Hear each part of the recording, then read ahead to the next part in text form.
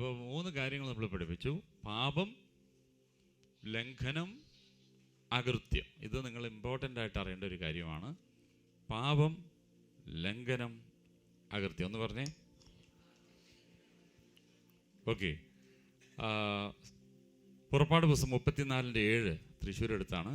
പുറപ്പാട് പുസ്തകം 34-ാം അധ്യായം 7-ാം വാക്യം.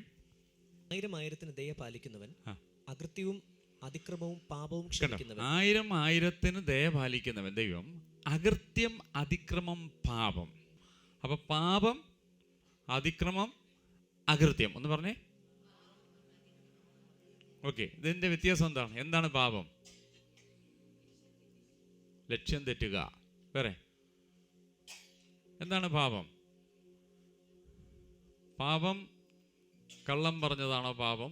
മോഷ്ടിച്ചതാണോ പാപം? തല്ലിയതാണോ പാപം? ആദ്യം മനസ്സിലാക്കേണ്ടത്, പാപം നാമമാണോ ക്രിയയാണ്?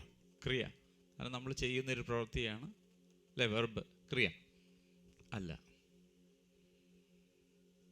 പാപം ഒരു ക്രിയയല്ല. ബൈബിളിൽ പാപം എന്ന് പറയുന്നത് ഒരു നൗണാണ്. അങ്ങനെ പറഞ്ഞാൽ അതൊരു പ്രകൃതമാണ്. ആ പ്രകൃതം ഉള്ളത് കൊണ്ട് ചെയ്യുന്നതിൻ്റെ പേരാണ് പാപങ്ങൾ. പാപത്തിൻ്റെ സ്വഭാവം നമ്മുടെ അകത്തുള്ളത് കൊണ്ട് നമ്മൾ പാപങ്ങൾ ചെയ്യുന്നു. Hallelujah, hallelujah. നീതി നമ്മുടെ അകത്തുള്ളത് കൊണ്ട് നീതിയുടെ പ്രവൃത്തി ചെയ്യുന്നു. അപ്പോൾ പാപം, ആ പ്രകൃതം നമ്മുടെ അകത്തുണ്ടായതുകൊണ്ട് പാപങ്ങൾ നമ്മൾ ചെയ്യുമ്പോൾ നീതീകരിക്കപ്പെട്ടപ്പോൾ ഇനി ദൈവം പ്രതീക്ഷിക്കുന്നത് നീതിയുടെ പ്രവൃത്തികളാണ്. റോമർക്കെഴുതിയ ലേഖനം 3:24 പാപം അവന്റെ കൃപയാൽ ക്രിസ്തു യേശുവിലെ വീണ്ടെടുപ്പ് മൂലം. അല്ല, 23, സോറി. ഒരു വ്യത്യാസവുമില്ല. എല്ലാവരും പാപം ചെയ്ത് ദൈവ തേജസ് ഇല്ലാത്തവരായി തീർന്നു. എല്ലാവരും പാപങ്ങൾ ചെയ്ത് എന്നല്ല, for everyone has sinned. എല്ലാവരും പാപം ചെയ്തു. നിങ്ങൾ എന്ത് പാപം ചെയ്തിട്ടാ പാപികളായത്? പാപം ക്ഷമിക്കപ്പെടേണ്ടതല്ല, അത് വഹിക്കപ്പെടേണ്ടതാണ്. അതിൻ്റെ ശിക്ഷ. കാരണം പാപത്തിൻ്റെ ശമ്പളം മരണമാണ്. അപ്പം ഞാൻ പാപം ചെയ്തു, ഒരാൾ എന്നോട് പറഞ്ഞു ആ പാപം ഞാൻ ക്ഷമിച്ചിരിക്കുന്നു എന്ന് പറഞ്ഞാലും ഞാൻ ചെയ്തതാണ്. ഹല്ലേലൂയ. എനിക്ക് ഫോർഗീവ്നെസ് കിട്ടി. ഞാൻ പാസ്റ്റർക്ക് കുറച്ച് പണം കൊടുക്കാനുണ്ടായിരുന്നു. ഞാൻ കൊടുക്കാതെ കളിപ്പിച്ച് നടക്കുകയായിരുന്നു. പാസ്റ്റർ എന്നെ കയ്യോടെ പിടിച്ചു. അവസാനം എൻ്റെ സ്ഥിതിയൊക്കെ കണ്ടപ്പോൾ അദ്ദേഹത്തിന് മനസ്സലിഞ്ഞിട്ട്, പോട്ടെ നീ തരണ്ട, നീ എങ്ങനെ പോ എന്ന് പറഞ്ഞു. പിന്നെ എനിക്ക് സന്തോഷമായി, എനിക്കത് കൊടുക്കണ്ട. പക്ഷേ ആ ട്രാൻസാക്ഷൻ അപ്പോഴും അവിടെ ഉണ്ട്. എനിക്ക് ഫോർഗീവ്നെസ് തന്നു. അദ്ദേഹം നല്ല മനസ്സിൽ പറഞ്ഞു എനിക്ക് തരണ്ട. ഇല്ലെങ്കിൽ ഞാൻ തെറ്റ് ചെയ്തിട്ടുണ്ടെങ്കിൽ അദ്ദേഹം പറഞ്ഞു ഞാൻ ക്ഷമിച്ചിരിക്കുന്നു. ഓക്കെ. പക്ഷെ എന്നാലും ട്രാൻസാക്ഷൻ അവിടെ ചെയ്ത കുറ്റം ഉണ്ടല്ലോ, അതവിടെ തന്നെ ഇരിപ്പുണ്ട്. അതാണ് ഫോർഗീവ്നെസ് അല്ല നമുക്ക് കിട്ടിയിരിക്കുന്നത്. നമുക്ക് കിട്ടിയിരിക്കുന്നത് റെമിഷൻ എന്ന് പറയും. ഹല്ലേലൂയ. അങ്ങ് ഓക്കെ, ദൈവം വന്നിട്ട് ആദാമിനോട് നീ ചെയ്ത പാപം ഞാൻ ക്ഷമിച്ചിരിക്കുന്നു, പോട്ടെ പോ, ഞാൻ വെറുതെ വിട്ടിരിക്കുന്നത്. അങ്ങനെയല്ല. എന്താണ് അതിൻ്റെ ശമ്പളം? ആ പാപം ചെയ്തതിന് എന്താണ് ശിക്ഷ? മരണം. അങ്ങനെയാണെങ്കിൽ എൻ്റെ കൊച്ചുങ്ങളെ തൊടണ്ട, ഞാനൊരു കൊച്ചിനെ തരാം. ഹല്ലേലൂയ. അപ്പം നമ്മളെ തൊടാതിരിപ്പാൻ യേശു കർത്താവിനെ ഭൂമിയിലേക്ക് മനുഷ്യപുത്രനായിട്ട് അയച്ചിട്ട് നമ്മുടെ പാപം മുഴുവൻ യേശുവിലാക്കി. യേശു മരിച്ചു എന്നൊരൊറ്റ കാരണം കൊണ്ട് നമ്മൾ നീതീകരിക്കപ്പെട്ടു. നിങ്ങൾ ചെയ്ത പ്രവൃത്തി കൊണ്ടല്ല നിങ്ങൾ വിശുദ്ധീകരിക്കപ്പെട്ടത്, യേശു ചെയ്ത പ്രവൃത്തി കൊണ്ടാണ്. നിങ്ങൾ വെള്ളം ധരിക്കുകയോ നിങ്ങൾ ആഭരണം ധരിക്കുകയോ അത് നിങ്ങൾക്ക് ചേർത്ത്. പക്ഷേ ഞാനൊരു കാര്യം പറയാം, റൈച്ചസ്നെസ് എന്ന് പറയുന്നത് നമ്മളെ നീതീകരിച്ച ഒരൊറ്റ കാര്യം യേശു കർത്താവ് ചെയ്ത വലിയ പ്രവൃത്തിയാണ്. ഹല്ലേലൂയ. അപ്പം 100ക്ക് 101% ക്രെഡിറ്റും എൻ്റെ യേശുവിനാണ്, എനിക്കല്ല. ഹല്ലേലൂയ. അന്ന് അടുത്തിരിക്കുന്ന വ്യക്തിയോട് പറഞ്ഞേ, എൻ്റെ നീതീകരണത്തിൻ്റെ ക്രെഡിറ്റ് എനിക്കല്ല, എൻ്റെ യേശുവിനാണ്. ഹല്ലേലൂയ. എപ്പോഴും ആ ഒരു പ്രാഗൽഭ്യമാണ് നമുക്ക് ഉണ്ടാക്കേണ്ടത്. അല്ലാതെ സ്വയം നീതിയിൽ ഉണ്ടോ അപ്പം പാപം എന്ന് പറയുന്നത് ഒരു വ്യത്യാസമില്ല, എല്ലാവരും പാപം ചെയ്തു. ഇവിടെ കൊടുത്തിരിക്കുന്ന ഹമാറ്റിയ എന്ന് പറഞ്ഞേ, ഹമാറ്റിയ എന്നുള്ള ഗ്രീക്ക് പദം. ഹമാറ്റിയ എന്ന് പറഞ്ഞാൽ മിസ്സിങ് ദ മാർക്ക്, ലക്ഷ്യം തെറ്റുക. ലക്ഷ്യം തെറ്റുക എന്ന് പറഞ്ഞാൽ എന്ത് ഉദ്ദേശത്തിന് വേണ്ടി ദൈവം നമ്മെ ഭൂമിയിലേക്ക് അയച്ചു, നമ്മൾ ആ ലക്ഷ്യം നിവർത്തീകരിക്കാതെ നമുക്കിഷ്ടമുള്ള ലക്ഷ്യം നോക്കുക. അതാണ് ആദാമിനെ ആരംഭത്തിൽ ദൈവത്തിൻ്റെ പദ്ധതി മുഴുവനും പറഞ്ഞു, അതുവരെ ഉണ്ടാക്കിയ സകലത്തിൻ്റെ മേലും വാഴണം. പക്ഷേ ഈ ശത്രുവിൻ്റെ വാക്ക് കേട്ടിട്ട് അവിടുന്ന് വ്യതിചലിച്ചു, മിസ്സിങ് ദ മാർക്ക്, ലക്ഷ്യം തെറ്റി. വീണ അന്നു മുതൽ അദ്ദേഹം മരിച്ചൊന്നുമില്ല, അദ്ദേഹം 930 വർഷം ജീവിച്ചു. ആദാം. പാപം ചെയ്തവർ ഉടനെ മരിച്ചതല്ല. പാപം ചെയ്തപ്പോൾ എന്താ സംഭവിച്ചതെന്ന് ചോദിച്ചു കഴിഞ്ഞാൽ ദൈവത്തിൻ്റെ സാന്നിധ്യത്തിൽ നിന്ന് പുറത്തു കളഞ്ഞു. നിങ്ങളിപ്പോൾ ദൈവത്തിൻ്റെ സാന്നിധ്യം അനുഭവിക്കുന്നു, പക്ഷെ രക്ഷിക്കപ്പെടാത്തൊരു വ്യക്തിക്ക് ഒരിക്കലും അത് ഇങ്ങനെ കറങ്ങി നടക്കാമെന്നല്ല, അത് ഒരിക്കലും അവന് സാന്നിധ്യം അനുഭവിക്കാൻ കഴിയത്തില്ല. അതുകൊണ്ടാണ് ഞാൻ പറഞ്ഞത്, നിങ്ങൾ പ്രസൻസിൽ ജീവിക്കണം, പ്രസൻസ് അനുഭവിക്കണം. കാരണം അത് നിങ്ങളുടെ അവകാശമാണ്, രക്ഷിക്കപ്പെട്ടവരുടെ അവകാശമാണ്. അല്ലാതെ പ്രസൻസ് ഞങ്ങൾ വിശ്വസിക്കുന്നില്ല, അതൊക്കെ ഓരോരുത്തരെ, പക്ഷേ ഇത് നിൻ്റേതാണെന്ന് അറിയണം. അതുകൊണ്ടാണ് പൗലോസ് പറഞ്ഞത്, ജാതികൾ ജീവിക്കുന്ന പോലെ നിങ്ങൾ ജീവിക്കരുത്. ഹല്ലേലൂയ. കാരണം നിങ്ങൾ ജീവിക്കുന്ന പോലെ ജാതികൾക്ക് ജീവിക്കാൻ കഴിയത്തില്ല, നിങ്ങൾ ജീവിക്കുന്ന പോലെ ജാതികൾക്ക് ജീവിക്കാൻ കഴിയത്തില്ല. പക്ഷെ നമുക്ക് ജാതികൾ ജീവിക്കുന്ന പോലെ നമുക്ക് ജീവിക്കാം. അപ്പം ആ പ്രസൻസിൽ ജീവിക്കുന്നത് നമ്മുടെ ഒരു അവകാശമാണ്. ഹല്ലേലൂയ. അപ്പം പാപം എന്ന് പറഞ്ഞത് ലക്ഷ്യം തെറ്റുക എന്ന് പറഞ്ഞേ, എന്തുവെന്ന് വന്നു അത് മറന്നു. ലംഘനം എന്ന് പറയുന്നത് അതും പറഞ്ഞല്ലോ, ക്രോസിങ് എ നോൺ ലൈൻ. അങ്ങനെ പറഞ്ഞാൽ അതിർത്തി ലംഘിക്കുക. സിമ്പിൾ. എനിക്ക് അറിഞ്ഞതുകൊണ്ട് തന്നെ ഞാൻ തെറ്റിക്കുന്നതാണ്. See, I'm not suppose to cross the line if there is a line. പക്ഷെ ഞാൻ അറിഞ്ഞുകൊണ്ട്, എനിക്കറിയാം അത് ക്രോസ് ചെയ്യാൻ പാടില്ല, പക്ഷെ ഞാൻ അറിഞ്ഞുകൊണ്ട് knowingly breaking that line, crossing the line, അതിൻ്റെ പേരാണ് ലംഘനം. 3 പാപം എന്ന് പറഞ്ഞാൽ ലക്ഷ്യം തെറ്റുക. അതിനാണ് ട്രാൻസ്ലേഷൻ കൊടുത്തത് റെബലിയൻ. കണ്ടോ, ട്രാൻസ്ലേഷനെ റെബലിയൻ എന്ന് പറയാനുള്ള കാരണം, എനിക്കറിയാം ഇവിടെ കാല് വെക്കരുതെന്ന്, പക്ഷെ ഞാൻ വെക്കുകയാണ്, അറിഞ്ഞുകൊണ്ട് വെക്കുകയാണ്. ഇതിൻ്റെ പേരാണ് ലംഘനം. 3 അകൃത്യം. ഇതാണ് ഏറ്റവും വലിയ പ്രശ്നം. ഞാൻ 1-2 വാക്യം കൊണ്ട് വെച്ച് സങ്കീർത്തനങ്ങൾ 32-ന്റെ 1-2. ലംഘനം ക്ഷമിച്ചും പാപം മറച്ചും കിട്ടിയവൻ ഭാഗ്യവാൻ. കണ്ടോ, ദാവീദ് പറയുകയാണ് ലംഘനം. കണ്ടോ, ആ ക്രോസിങ് ലൈന് ക്രോസ് ചെയ്ത് അതിനെ കർത്താവ് ദൈവം ക്ഷമിച്ചും പാപം മറച്ചും കിട്ടിയവൻ ഭാഗ്യവാൻ. കണ്ടോ, ഇപ്പം നിങ്ങൾ നോക്കിയേ, ഇംഗ്ലീഷ് എന്താ കൊടുത്തിരിക്കുന്നത്? What joy for those whose disobedience is forgiven, whose sin is put out of sight. ഈ ലംഘനവും പാപവും മറച്ചു കിട്ടിയവർക്ക് എന്തൊരാനന്ദമാണെന്നാണ്. അവർ സഭായോഗത്തിന് വന്നിരുന്ന് കരയൊന്നല്ല, അവർക്ക് ആനന്ദം ഉണ്ടാകുമെന്ന്. എപ്പോഴും നോക്കിയാലും അതേ കിട്ടത്തുള്ളൂ. Hallelujah, hallelujah. യേശുവിനെ രക്ഷകനായി സ്വീകരിച്ച ആ നിമിഷം കർത്താവ് നിങ്ങളുടെ പാപത്തെ മറച്ചില്ല. നമ്മൾ എപ്പോഴും ഒരു പാപി എപ്പോഴും മറച്ചുകൊണ്ടിരിക്കും, എന്നാലും അവൻ ചെയ്തതല്ലേ. പക്ഷെ കർത്താവ് കാണുന്നത് അവനെ ഒരിക്കലും പാപിയായിട്ടല്ല. അതുകൊണ്ടാണ് പുതിയ നിയമത്തിൽ പൗലോസ് പറഞ്ഞ അവൻ പുതിയ സൃഷ്ടിയാണെന്ന് പറഞ്ഞു. ഹല്ലേലൂയ. ഒരുവൻ ക്രിസ്തുവിലായാൽ അവൻ മഹാപാപിയല്ല, ഒരുവൻ ക്രിസ്ത്യാനിയല്ല, ഒരുവൻ പുതിയ സൃഷ്ടിയാണ്. ക്രിസ്തുവിലായാൽ ക്രിസ്ത്യാനിയാകത്തില്ല, പുതിയ സൃഷ്ടിയാണ്. ഒന്ന് പറഞ്ഞേ, ഞാനൊരു പുതിയ സൃഷ്ടിയാണ്. ഹല്ലേലൂയ. ഈ പുതിയ സൃഷ്ടി എന്ന് പറഞ്ഞാൽ, ഇപ്പോൾ സൃഷ്ടി എന്ന് പറഞ്ഞാൽ സൃഷ്ടിക്ക് പാസ്റ്റ് ഇല്ല. ഓക്കെ, ഈ ഒരു പ്രൊഡക്റ്റിന് പാസ്റ്റ് ഉണ്ട്. ഇതിങ്ങനെ അല്ലായിരുന്നു, ഇത് വേറൊരു മെറ്റീരിയലും ഒക്കെ ആയിട്ട് ഈ ഷേപ്പ് കൊടുത്താണ് ഇത് ഏത് കാര്യമായാലും ശരി, ഇതെല്ലാം ഇപ്പോൾ ഇതൊരു പലകയാണെന്ന് വിചാരിക്കുക, പലക അടിച്ചിരിക്കുകയെന്ന് വിചാരിക്കുക. ഇതൊരു മരമായിരുന്നു, പിന്നെ തടിയായി, പിന്നെ പലകയായി, പിന്നെ അതിന് ഷേപ്പ് വന്നിട്ടാണ് ഇതിനൊരിക്കലും ഞാനാകുന്നവൻ ഞാനാകുന്നെന്ന് പറയാൻ പറ്റത്തില്ല. ദൈവത്തിന് മാത്രമേ ഞാനാകുന്നു. കാരണം പല ഫോമിൽ നിന്നാണ് ഇത് ഈ ഷേപ്പിലേക്ക് വന്നത്. പക്ഷേ പുതിയ സൃഷ്ടി അങ്ങനെയല്ല, അപ്പം ഉണ്ടാക്കിയതാണ്. ഹല്ലേലൂയ. അതിന് പാസ്റ്റ് ഇല്ല. അതുകൊണ്ട് ശത്രു നിന്റെ പഴയ പാപങ്ങളെയൊക്കെ കുറിച്ച് ഓർമ്മിപ്പിക്കാൻ വന്നു കഴിഞ്ഞാൽ ആദ്യം പറയണം, എന്ത് പഴയത്, ഞാൻ പുതിയ സൃഷ്ടിയാണ്. Hallelujah, hallelujah. പണ്ടായിരുന്നെങ്കിൽ എനിക്കറിയത്തില്ല, ഇപ്പൊ ഞാനല്ല. കാരണം കർത്താവ് അതാ പറഞ്ഞ നീതീകരണം എന്ന് പറഞ്ഞാൽ നീതീകരിക്കപ്പെട്ട ഒരു വ്യക്തി പുതിയ സൃഷ്ടിയാണ്. ഹല്ലേലൂയ. എന്നാലും ഞാൻ അതൊക്കെ ചെയ്തതല്ലേ. അപ്പൊ ആരെങ്കിലും പറയാം, അത് പണ്ടല്ലേ രക്ഷിക്കപ്പെടുന്നത്, എന്നാലും ചെയ്തതല്ലേ. നമ്മുടെ ഏറ്റവും വലിയ പ്രശ്നം, ദൈവം ക്ഷമിച്ചാലും നമുക്ക് നമ്മളെ ക്ഷമിക്കാൻ കഴിയാത്ത കുറെ കാര്യങ്ങളുണ്ട്.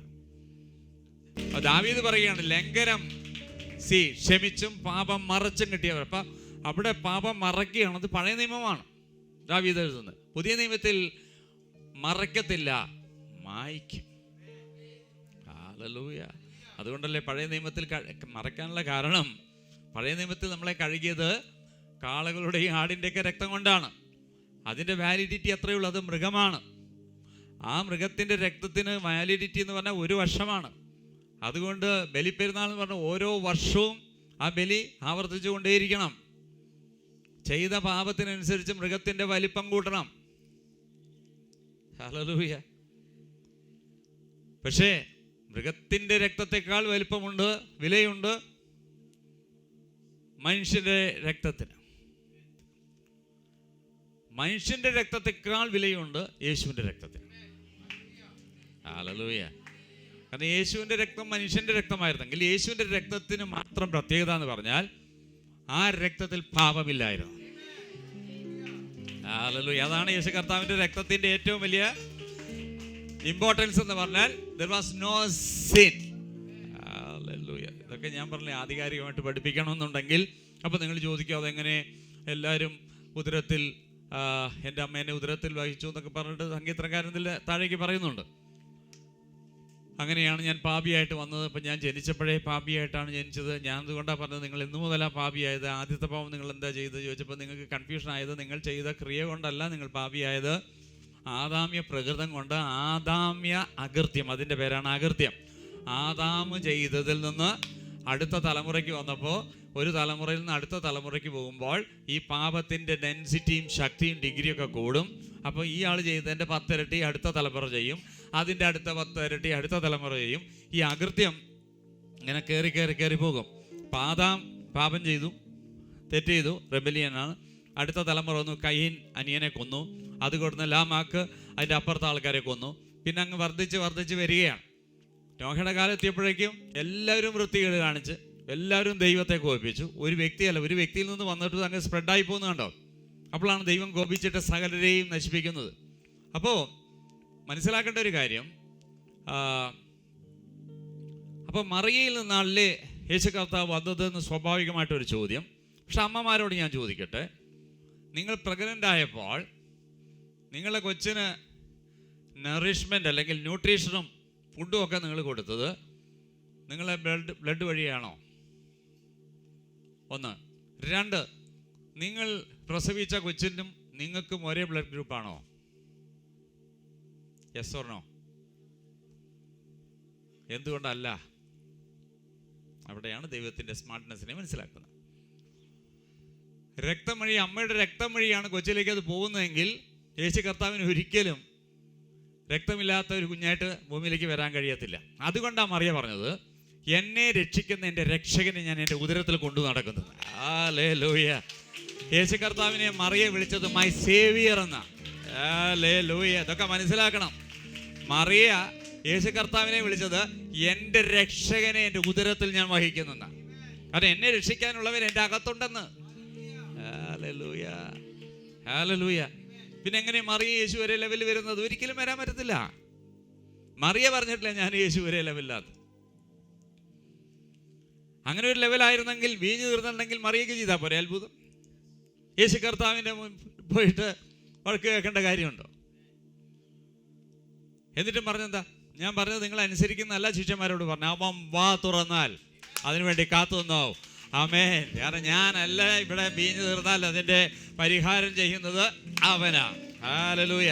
അതുകൊണ്ട് മേരിയെ കുറ്റം പറയരുത്. മേരി ഒരിക്കലും പറഞ്ഞിട്ടില്ല ഞാനും എൻ്റെ മോനും ഒരേ ലെവലിലാണ്. എൻ്റെ സേവിയർ എന്നാണ് വിളിച്ചത്. അതിനാണ് കൊച്ചിന് ഫുഡ് കൊടുക്കാനും ആ കൊച്ചിൻ്റെ ലൈഫ് സസ്റ്റെയിൻ ചെയ്യുവാൻ പ്ലാസൻ്റ എന്ന് പറഞ്ഞൊരു സംഭവം ദൈവം സ്ത്രീകൾക്ക് കൊടുത്തത്. ഹല്ലേലൂയ. ആമേൻ. കൊച്ചും മദറുമായിട്ട് കണക്റ്റഡ് ആകുന്നത് ബ്ലഡ് വഴിയല്ല, പ്ലാസൻ്റ വഴിയാണ്. അതുകൊണ്ടാണ് യേശു കർത്താവിന് വരുവാനുള്ള ദൈവത്തിൻ്റെ പ്ലാൻ ആയിരുന്നതെല്ലാം. ഈ പ്ലാസൻ്റെയൊക്കെ യേശു കർത്താവിനെ താഴെ ഇറക്കുവാൻ, ഭൂമിയിലേക്ക് ഇറക്കുവാൻ ദൈവത്തിൻ്റെ വലിയ പദ്ധതിയായിരുന്നു. പലരും ചോദിക്കും അതെങ്ങനെ യേശു കർത്താവ് പാപിയല്ലാതെ എങ്ങനെ ജീവിക്കാൻ കഴിഞ്ഞ്, പാപമില്ലാതെ എങ്ങനെ ജനിക്കാൻ കഴിഞ്ഞ്? അതിൻ്റെ ചോദ്യത്തിന് മറുപടി ഞാൻ പറഞ്ഞു. അപ്പം പാപം മിസ്സിങ് ദ മാർക്ക്, ഓക്കെ, ലക്ഷ്യം തെറ്റുക. അകൃത്യം ലംഘിക്കരുതെന്ന് പറഞ്ഞാൽ ലംഘിക്കുക, ലംഘനം. അതിർത്തി വേദിക്കുക. നിങ്ങളുടെ വീട്ടിലേക്ക് ഒരാൾ മതിൽ ചാടി വന്നാൽ അതിൻ്റെ പേര് ലംഘനമാണ് കേട്ടോ. അകൃത്യം എന്ന് പറഞ്ഞാൽ ഒരു പാപം ചെയ്തുകൊണ്ടിരിക്കുന്ന ഒരു വ്യക്തി, ആ പാപം ചെയ്തുകൊണ്ടിരുന്ന വ്യക്തി മാനസാന്തരപ്പെടാതെ മരിക്കുമ്പോൾ അടുത്ത തലമുറയിലേക്ക് അത് കയറി വരും. നിങ്ങൾ പാപം ചെയ്യുന്നു, നിങ്ങൾ മാനസാന്തരപ്പെടുന്നില്ല, നിങ്ങൾ ആ പാപം ചെയ്തുകൊണ്ടേ നിങ്ങൾ മരിക്കുന്നു, പാപക്ഷമ കിട്ടിയിട്ടില്ല. അപ്പം നിങ്ങളുടെ തലമുറയ്ക്ക് ഈ പാപം നിങ്ങൾ ട്രാൻസ്ഫർ ചെയ്യുന്നു. ആ വ്യക്തി പാപം ചെയ്തുകൊണ്ട് നടക്കുന്നു, മാനസാന്തരപ്പെടുന്നില്ല, മരിക്കുന്നു, അടുത്ത തലമുറയ്ക്ക് കൊടുക്കുന്നു. ഇതിൻ്റെ പേരാണ് അകൃത്യം. Hallelujah, hallelujah. അതുകൊണ്ടാണ് സംഗീതക്കാരൻ പാടുകയാണ്, ദാവീദിൻ്റെ ഒരു ധ്യാനം, ലംഘനം ക്ഷമിച്ചും പാപം മറച്ചും കിട്ടിയവൻ ഭാഗ്യവാൻ. അതിൽ 51 എടുത്തേ, 51 ഈ സംഗീതം, 51 സംഗീതം 1-2. ദൈവമേ നിന്റെ ദയയ്ക്ക് തക്കവണ്ണം എന്നോട് കൃപയുണ്ടാകണമേ. ദൈവമേ നിന്റെ ദയയ്ക്ക് തക്കവണ്ണം എന്നോട് കൃപയുണ്ടാകണമേ. നിന്റെ കരുണയുടെ ബഹുത്വപ്രകാരം എന്റെ ലംഘനങ്ങളെ മായ്ച്ചു കളയണമേ. നിൽക്കണം. ദൈവമേ നിന്റെ ദയയ്ക്ക് തക്കവണ്ണം എന്നോട് കൃപയുണ്ടാകണമേ. നിന്റെ കരുണയുടെ ബഹുത്വപ്രകാരം എന്റെ ലംഘനങ്ങളെ മായ്ച്ചു കളയണമേ. എന്നെ നന്നായി കഴുകി എന്റെ അകൃത്യം പോക്കണമേ. എന്നെ നന്നായി കഴുകി. നമ്മുടെ ജീവിതത്തിൽ അടുത്ത തലമുറയ്ക്ക് കൊടുക്കാൻ കൊള്ളാവുന്ന ഏറ്റവും വലിയൊരു ഗിഫ്റ്റ് ക്ലെൻസിങ് ആണ്. വലിയൊരു മർമ്മമാണ് ഞാൻ പറയുന്നത്. നിങ്ങളുടെ കൊച്ചുങ്ങൾക്ക്, ഞാൻ ദുബായിൽ ഇരിക്കുമ്പോൾ തന്നെ എൻ്റെ മോനെ ഇങ്ങോട്ട് കൊണ്ടുവരണം. ഞാൻ ഈ ജോലി കഴിഞ്ഞ് പോകുമ്പോഴേക്കും അവളെ അവിടത്തെ എനിക്ക് എസ്റ്റാബ്ലിഷ് ആണ്. മാതാപിതാക്കളുടെ ആഗ്രഹമാണ്. അപ്പം പിന്നെ വണ്ടി ഓടിക്കൊണ്ടിരിക്കും. ഓക്കെ, അദ്ദേഹം പറയുകയാണ് എന്നെ നന്നായി കഴുകുക എന്ന് പറഞ്ഞേ.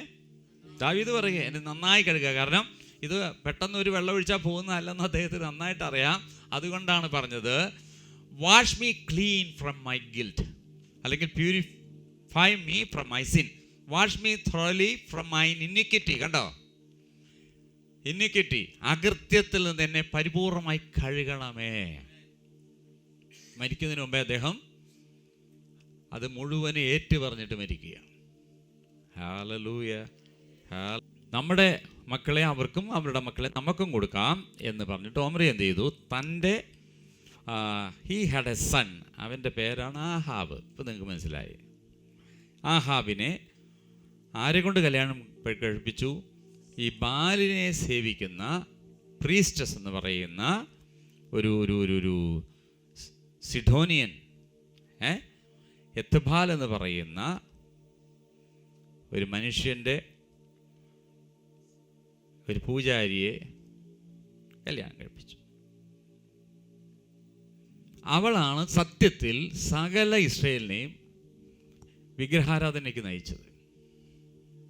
അപ്പം എത്രമാത്രം എക്കത്തുള്ള ത്രാണിയുള്ളൊരു സ്ത്രീയാണ് ഇസബെൽ എന്ന് മനസ്സിലായിക്കോണം.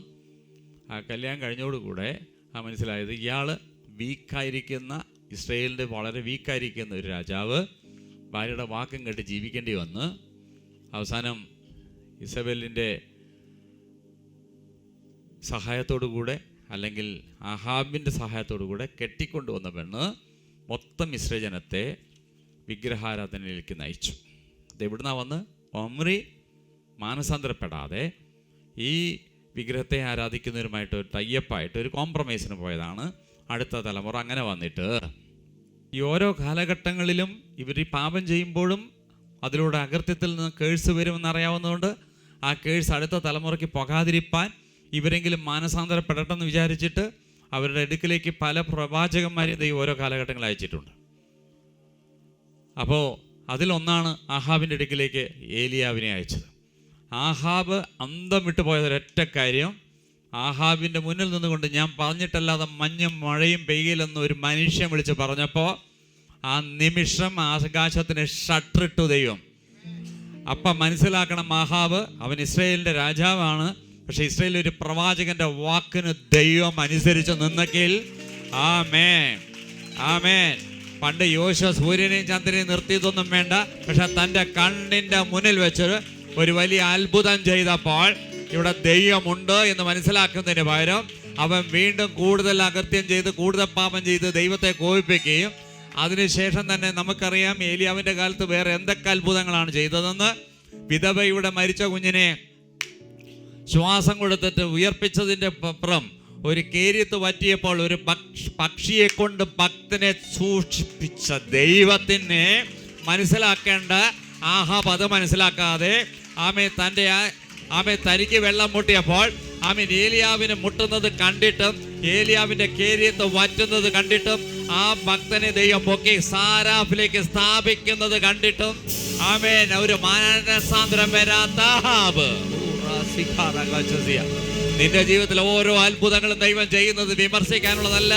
ഞാനിവിടെ ജീവനോടെ ഇരിക്കുന്നു, ഞാൻ നിന്റെ ഇടയിൽ പ്രവർത്തിക്കുന്നു എന്ന് മനസ്സിലാക്കാനാണ്. അതുകൊണ്ട് പരിശുദ്ധാത്മാവിനെതിരെ നിൽക്കാനല്ല ദൈവം സഭയിൽ അത്ഭുതം ചെയ്യുന്നത്.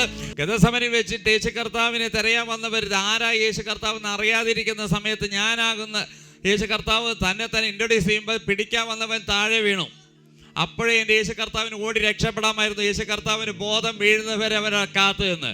എന്നിട്ട് യേശു കർത്താവ് പത്രോസ് ഒരുത്തൻ്റെ ചെവി അവൻ്റെ വാള് കൊണ്ട് വെട്ടിയെടുത്തപ്പോൾ ആ ചെവി അവിടെ മുന്നിൽ വെച്ച് ഫിറ്റ് ചെയ്ത് കൊടുത്തത് കണ്ട് എന്നിട്ടും അവന്മാർ യേശുവിനെ മനസ്സിലാക്കിയില്ല. ഇത് ദൈവം അനുവദിക്കണതൊക്കെ നിനക്ക് മനസ്സിലാക്കണമെങ്കിൽ വെട്ടാൻ വന്നവന്റെ മുന്നിലാണ് വലിയ ഒരു അത്ഭുതം നടന്നത്. എന്നിട്ട് അവിടെ ആരാ മാനസാന്തരപ്പെട്ടത്? ആരും മാനസാന്തരപ്പെട്ടില്ല. ഹെരോദാവ് ചോദിച്ചപ്പോൾ യേശു കർത്താവ് അവിടെ അത്ഭുതം ചെയ്തില്ല. അങ്ങനെയാണെങ്കിൽ പിലാത്തോസിന് മുന്നിൽ ചെയ്യാമായിരുന്നു, ചെയ്തില്ല. Hallelujah hallelujah. യേശു ഉയർത്തത് ഈ കാവൽ നിൽക്കുന്നവരൊക്കെ കാണണം, എനിക്ക് ഉയർപ്പിന്റെ ശക്തി ഇവിടെ ഉണ്ടെന്നല്ല. യേശു കർത്താവ് ഉയർത്തത് നമ്മളെ ഉയർപ്പിക്കാൻ കയറിയാണ്. ആരും കാണാൻ വേണ്ടിയിട്ട് എന്നെ കല്ലറയിൽ വെച്ചിട്ട് എന്തായി എന്ന് ചോദിക്കാൻ വന്നതല്ല എൻ്റെ യേശു. എന്നെയും നിങ്ങളെ ഓർത്തിട്ട ഇന്ന് ഞാനും നിങ്ങളെ സന്തോഷിക്കുന്നതിന്റെ കാര്യം, ഇന്ന് ക്രിസ്ത്യാനി എന്ന് പറഞ്ഞാൽ ആ ഉയർപ്പിന്റെ ശക്തിയോടെ ജീവിക്കുന്നവരാ. അല്ലാതെ ക്രിസ്തീയ കുടുംബത്തിൽ ജനിച്ചു വളർന്നവരെ അല്ല ക്രിസ്ത്യാനി എന്ന് വിളിക്കുന്നത്. അവനെ പിതാവ് ഉയർപ്പിച്ചപ്പോൾ അവനോട് കൂടെ എന്നെ ഉയർപ്പിച്ചു. ആ ഉയർപ്പിന്റെ ശക്തിയിൽ ഞാൻ ഇത്രേ ചെയ്യുന്നുള്ളൂ, എനിക്ക് ഇത്രേ ചെയ്യാൻ കഴിയാൻ പറ്റുന്നുള്ളൂ എന്നല്ല വിഷമേ എനിക്കുള്ളൂ. പക്ഷെ ഉയർപ്പിന്റെ ശക്തിയുള്ളവൻ വിശ്വസിക്കുന്നവൻ സകലതും ചെയ്യും. അവരെല്ലാം ചെയ്യാൻ കഴിയുമെന്ന് യേശു കർത്താവ് പറഞ്ഞത് കുറഞ്ഞു പോയോ? അതുകൊണ്ടാ പറഞ്ഞത്, നീ രക്ഷിക്കപ്പെട്ട ആ നിമിഷം നിന്റെ നോർമൽ മനുഷ്യന്മാരെ അന്നു മുതൽ നീ സൂപ്പർമാനായി. ഹല്ലേലൂയ. നിന്റെ ഐഡന്റിറ്റിക്ക് നീ തിരിച്ചറിഞ്ഞു കഴിഞ്ഞാൽ നീ ലോകത്തെ കീഴ്മേ മറിച്ചിടും. അതുകൊണ്ട് വിശുദ്ധന്മാരെ കുറിച്ച് പറയുന്നത്, അപ്പോസ്തലന്മാരെ കുറിച്ച് പറയുന്നത്, ലോകത്തെ കീഴ്മേ മറിക്കുന്നവർ ഇവിടെയും വന്നെന്ന്. അതല്ല യേശു കർത്താവ് പറഞ്ഞത്, ഈ പാത്രങ്ങളിലൊന്നും വേണ്ട, പുറത്ത് കിടക്കുന്ന കൽപാത്രത്തിൽ ഒഴിക്കാം. പൊട്ടിപ്പോകാൻ സാധ്യതയുള്ളതിൽ ഒഴിക്കാതെ വഹിക്കാൻ കഴിവുള്ളതിലേക്ക്. കാരണം വീഞ്ഞിന്റെ പ്രത്യേകത ഉണ്ട്, ഇരിക്കുന്നതിനനുസരിച്ച് വീര്യം കൂടിക്കൊണ്ടിരിക്കും. വീഞ്ഞ് ഇരിക്കുന്നതിനനുസരിച്ച് വീര്യം കൂടിക്കൊണ്ടിരിക്കും. ആ വ്യക്തി കഴിഞ്ഞ ഞായറാഴ്ചത്തെ വ്യക്തി അല്ല ഈ ഞായറാഴ്ച. ദൈവത്തിന്റെ ശക്തി രാജ്യത്ത് വന്നാലല്ല, ദൈവത്തിന്റെ രാജ്യം നിന്റെ ഹൃദയത്തിൽ വന്നാൽ രാജ്യത്തിന്റെ സ്ഥിതി മാറുകയല്ല, നീ രാജ്യത്തിന്റെ സ്ഥിതി മാറ്റും. അതുകൊണ്ടാണ് കർത്താവ് പറഞ്ഞത്, മാനസാന്തരപ്പെട്ടോ, ഒരു രാജ്യം കൊണ്ട് ഞാൻ വരുന്നുണ്ട്, ഇത് നിന്നിലേക്ക്. It is approaching at hand.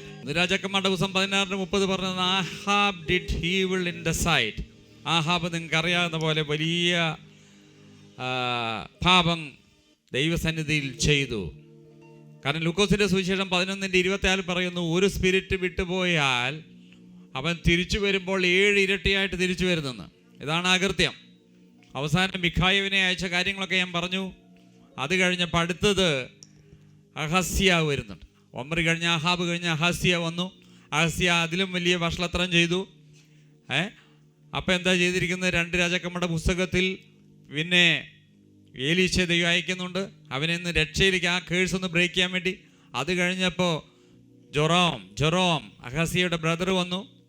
2 രാജാക്കന്മാരുടെ പുസ്തകം 3-ാം അധ്യായമൊക്കെ വായിച്ചാൽ അറിയാം. അതൊക്കെ പ്രസംഗിച്ച് കഴിഞ്ഞതാണ്. അവിടെയാണ് നീ കുഴി കുഴിക്കുക, കാരണം കാറ്റ് കാണുകയില്ല, കോള് കാണുകയില്ല, പക്ഷെ ഞാൻ നിറയ്ക്കും.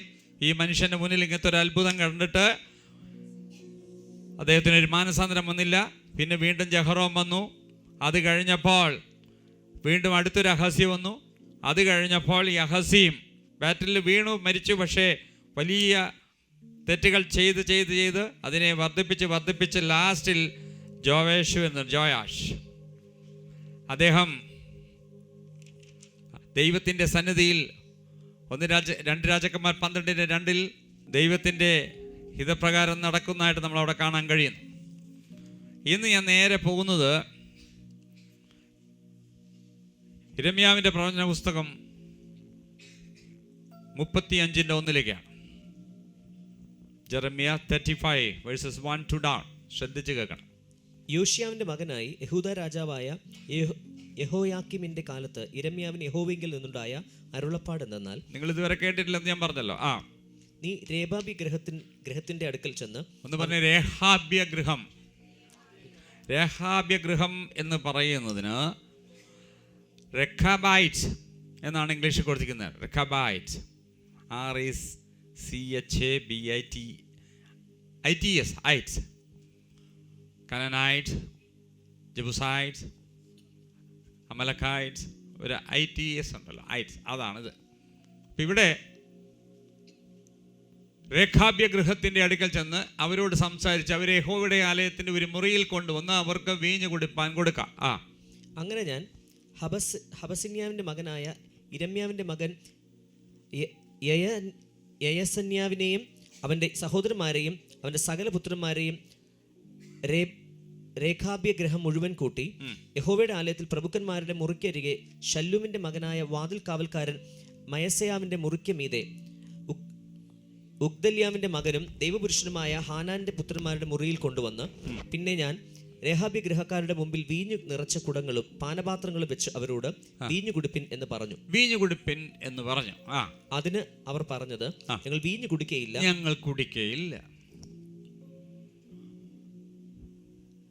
എൻ്റെ വിഷയം ഇന്ന് വീഞ്ഞല്ല, പക്ഷെ ഒരു പ്രിൻസിപ്പിളാണ്. രക്ഷിക്കപ്പെട്ടവരുടെ ഒരു ഇൻറ്റഗ്രിറ്റി ലൈഫാണ്. അതിനവർ പറഞ്ഞത്, ഞങ്ങൾ വീഞ്ഞു കുടിക്കയില്ല. രേഖാബിന്റെ മകനായി ഞങ്ങളുടെ പിതാവായ യോനാദാബ് ഞങ്ങളോട്, നിങ്ങൾ ചെന്ന് പാർക്കുന്ന ദേശത്ത് ദീർഘായുസോടെ ഇരിക്കേണ്ടതിന്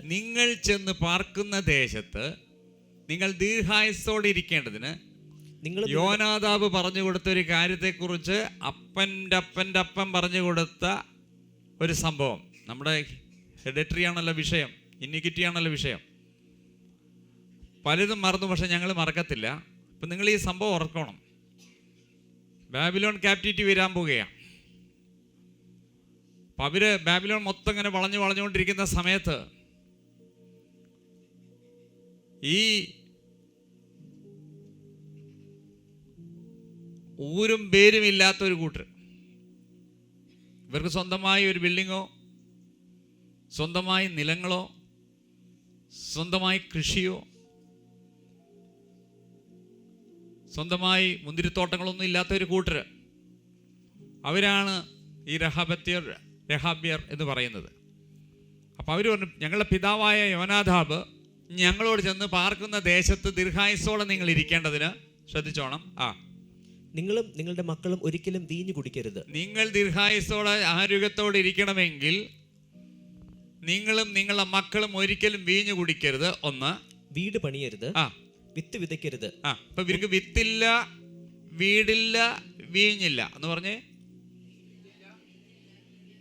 ഒന്നുകൂടെ പറഞ്ഞേ. വിത്തില്ല വീടില്ല വീഞ്ഞില്ല. ഒന്നുകൂടെ പറഞ്ഞേ. അപ്പൊ ഇവരാരാന്ന് മനസ്സിലായി? വിത്തില്ല വീടില്ല വീഞ്ഞില്ലാത്ത ഒരു കൂട്ടർ. ഓക്കെ, വീഞ്ഞ് കുടിക്കത്തില്ല. വിത്ത് വിതയ്ക്കരുത്, മുന്തിരിത്തോട്ടം ഉണ്ടാക്കരുത്. കാരണം മുന്തിരിത്തോട്ടം ഉണ്ടാക്കിയാലിൻ്റെ പ്രശ്നം എന്ന് പറഞ്ഞാൽ, വീഞ്ഞ് കുടിക്കുന്നതിൻ്റെ പ്രശ്നം എന്ന് പറഞ്ഞാൽ, ഞങ്ങളെ ഈ വീഞ്ഞ് ഇൻഫ്ലുവൻസ് ചെയ്താൽ ഞങ്ങൾക്ക് വീഞ്ഞല്ല, ഞങ്ങൾക്ക് യഹോവയുടെ ഇൻഫ്ലുവൻസ് വേണം. ആമേൻ. ഞങ്ങൾക്ക് അഡിക്ഷൻ ഉള്ളത് കള്ളിനോടാകരുത്, ഞങ്ങൾക്ക് അഡിക്ഷൻ ഉള്ളത് ദൈവത്തോടായിരിക്കണം. ഞങ്ങളുടെ വീര്യം ആമേൻ ഈ സ്പിരിറ്റിലല്ല, ഹോളി സ്പിരിറ്റിലായിരിക്കണം. ഹല്ലേലൂയ. ഞങ്ങളുടെ പിതാവായ യോനാദാബ് പറഞ്ഞതിനനുസരിച്ച് ഞങ്ങൾക്ക് മക്കള് ഒരിക്കലും വീഞ്ഞു കുടിക്കരുത്, വീട് പണിയരുത്, വിത്ത് വിതയ്ക്കരുത്. കാരണം വിത്ത് വിതച്ച് മുന്തിരിത്തോട്ടം ഉണ്ടാക്കരുത്. മുന്തിരിത്തോട്ടം ഉണ്ടാക്കരുത്, ഈ വക ഒന്നും നിങ്ങൾക്കുണ്ടാകുകയും അരുത്. നിങ്ങൾ ജീവപര്യന്തം കൂടാരങ്ങളിൽ പാർക്കണം. നിങ്ങൾ ജീവപര്യന്തം കൂടാരങ്ങളിൽ പാർക്കണം എന്നിങ്ങനെ കൽപ്പിച്ചിരിക്കുന്നു എന്ന് യിരെമ്യാവിനോട് പറയുകയാണ്. യിരെമ്യാവിനോട് ദൈവം പറഞ്ഞു അവരൊന്ന് ടെസ്റ്റ് ചെയ്യാൻ, അവർക്ക് വീഞ്ഞു കൊടുക്കാൻ പറഞ്ഞു.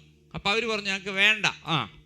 അങ്ങനെ ഞങ്ങളും ഭാര്യമാരും പുത്രന്മാരും പുത്രിമാരും ഞങ്ങളുടെ ജീവകാലത്ത് ഒരിക്കലും വീഞ്ഞു കുടിക്കുകയോ പാർപ്പാൻ വീട് പണിയുകയോ ചെയ്യാതെ രേഖാവിന്റെ മകനായി ഞങ്ങളുടെ പിതാവായ യോനാദാബ് ഞങ്ങളോട് കൽപ്പിച്ച സകലത്തിലും അവന്റെ വാക്ക് കേട്ട് അനുസരിച്ചു വരുന്നു. ഞങ്ങൾക്ക് മുന്തിരിത്തോട്ടവും വയലും വിത്തും ഇല്ല. കണ്ടോ? പിരിയാടില്ല, വയലില്ല, വിത്തില്ല. ഞങ്ങൾ കൂടാരങ്ങളിൽ പാർത്ത് ഞങ്ങളുടെ പിതാവായ യോനാദാബ് ഞങ്ങളോട് കൽപ്പിച്ചതുപോലെയൊക്കെയും അനുസരിച്ച് നടക്കുന്നു.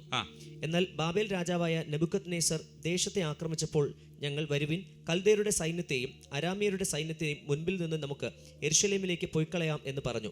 കേട്ടോ? അപ്പോൾ എന്നാൽ ബാബേൽ രാജാവായിരിക്കുന്നത് നെബൂഖദ്നേസറിന്റെ കാലത്താണല്ലോ ബാബിലോൺ ക്യാപ്റ്റിവിറ്റി വരുന്നത്. ദേശത്തെ ഇസ്രായേലിനെ ആക്രമിക്കുന്ന സമയത്ത് ഞങ്ങൾ വരുവിൻ, കൽദരയുടെ സൈന്യത്തിൻ്റെയും അരാമ്യരുടെ സൈന്യത്തിൻ്റെയും മുമ്പിൽ നിന്ന് നമുക്ക് യെരൂശലേമിലേക്ക് പോയി കളയാം. എന്നാൽ യെരൂശലേമിലൊരു കോട്ടയുണ്ട്, ആ കോട്ടയ്ക്ക് അകത്ത് കയറി നമുക്ക് രക്ഷപ്പെടാം എന്നവർ പറഞ്ഞു. അങ്ങനെ ഞങ്ങൾ യെരൂശലേമിൽ പാർത്തു വരുന്നു. അങ്ങനെയാണ് ഞങ്ങൾ അവരെ ഭയന്നിട്ടാണ് ഞങ്ങൾ യെരൂശലേമിലേക്ക് വന്നിരിക്കുന്നത്. അങ്ങനെ ഞങ്ങൾ യെരൂശലേമിൽ പാർത്തു വരുന്നു. അപ്പോൾ യഹോവയുടെ അരുളപ്പാട് യിരെമ്യാവിനുണ്ടായത് എന്തെന്നാൽ, അപ്പോൾ യഹോവയുടെ ആത്മാവ് ഉടനെ ഇത്രയും പറഞ്ഞപ്പോൾ യിരെമ്യാവിനോട് ദൈവാത്മാവ് സംസാരിക്കുന്നു. എന്താ? ഇസ്രായേലിന്റെ ദൈവമായ സൈന്യങ്ങളുടെ യഹോവ ഇപ്രകാരം അരുളി ചെയ്യുന്നു, നീ ചെന്ന് യഹൂദാ പുരുഷന്മാരോടും യെരൂശലേം നിവാസികളോടും പറയേണ്ടത്, എന്റെ വചനങ്ങളെ അനുസരിക്കേണ്ടതിന് നിങ്ങൾ പ്രബോധനം കൈക്കൊള്ളുന്നില്ലയോ എന്ന് യഹോവയുടെ അരുളപ്പാട്.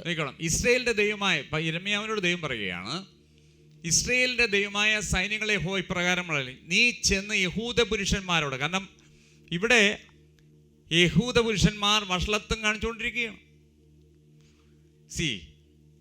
ഒരു കാരണമില്ലാതെ അല്ല ബാബിലോണിലേക്ക് ഇവർ പോയത്. ബാബിലോണിലേക്ക് ഇവർ 70 വർഷം പ്രവാസത്തിലേക്ക് പോകാനുള്ള കാരണം ഈ യഹൂദന്മാരുടെ കയ്യിലിരിപ്പായിരുന്നു. എന്താ ഈ പ്രവാസം എന്ന് പറയുന്നത്? ഇപ്പം 430 വർഷം ഇസ്രായേൽ എങ്ങനെയാണ് ഈജിപ്തിലേക്ക് പോയത്? അപ്പോൾ മിദ്യാനയുടെ കയ്യിൽ ഇവർ പെട്ടു, ഫെലിസ്ത്യരുടെ കയ്യിൽ ഇവർ പെട്ടു.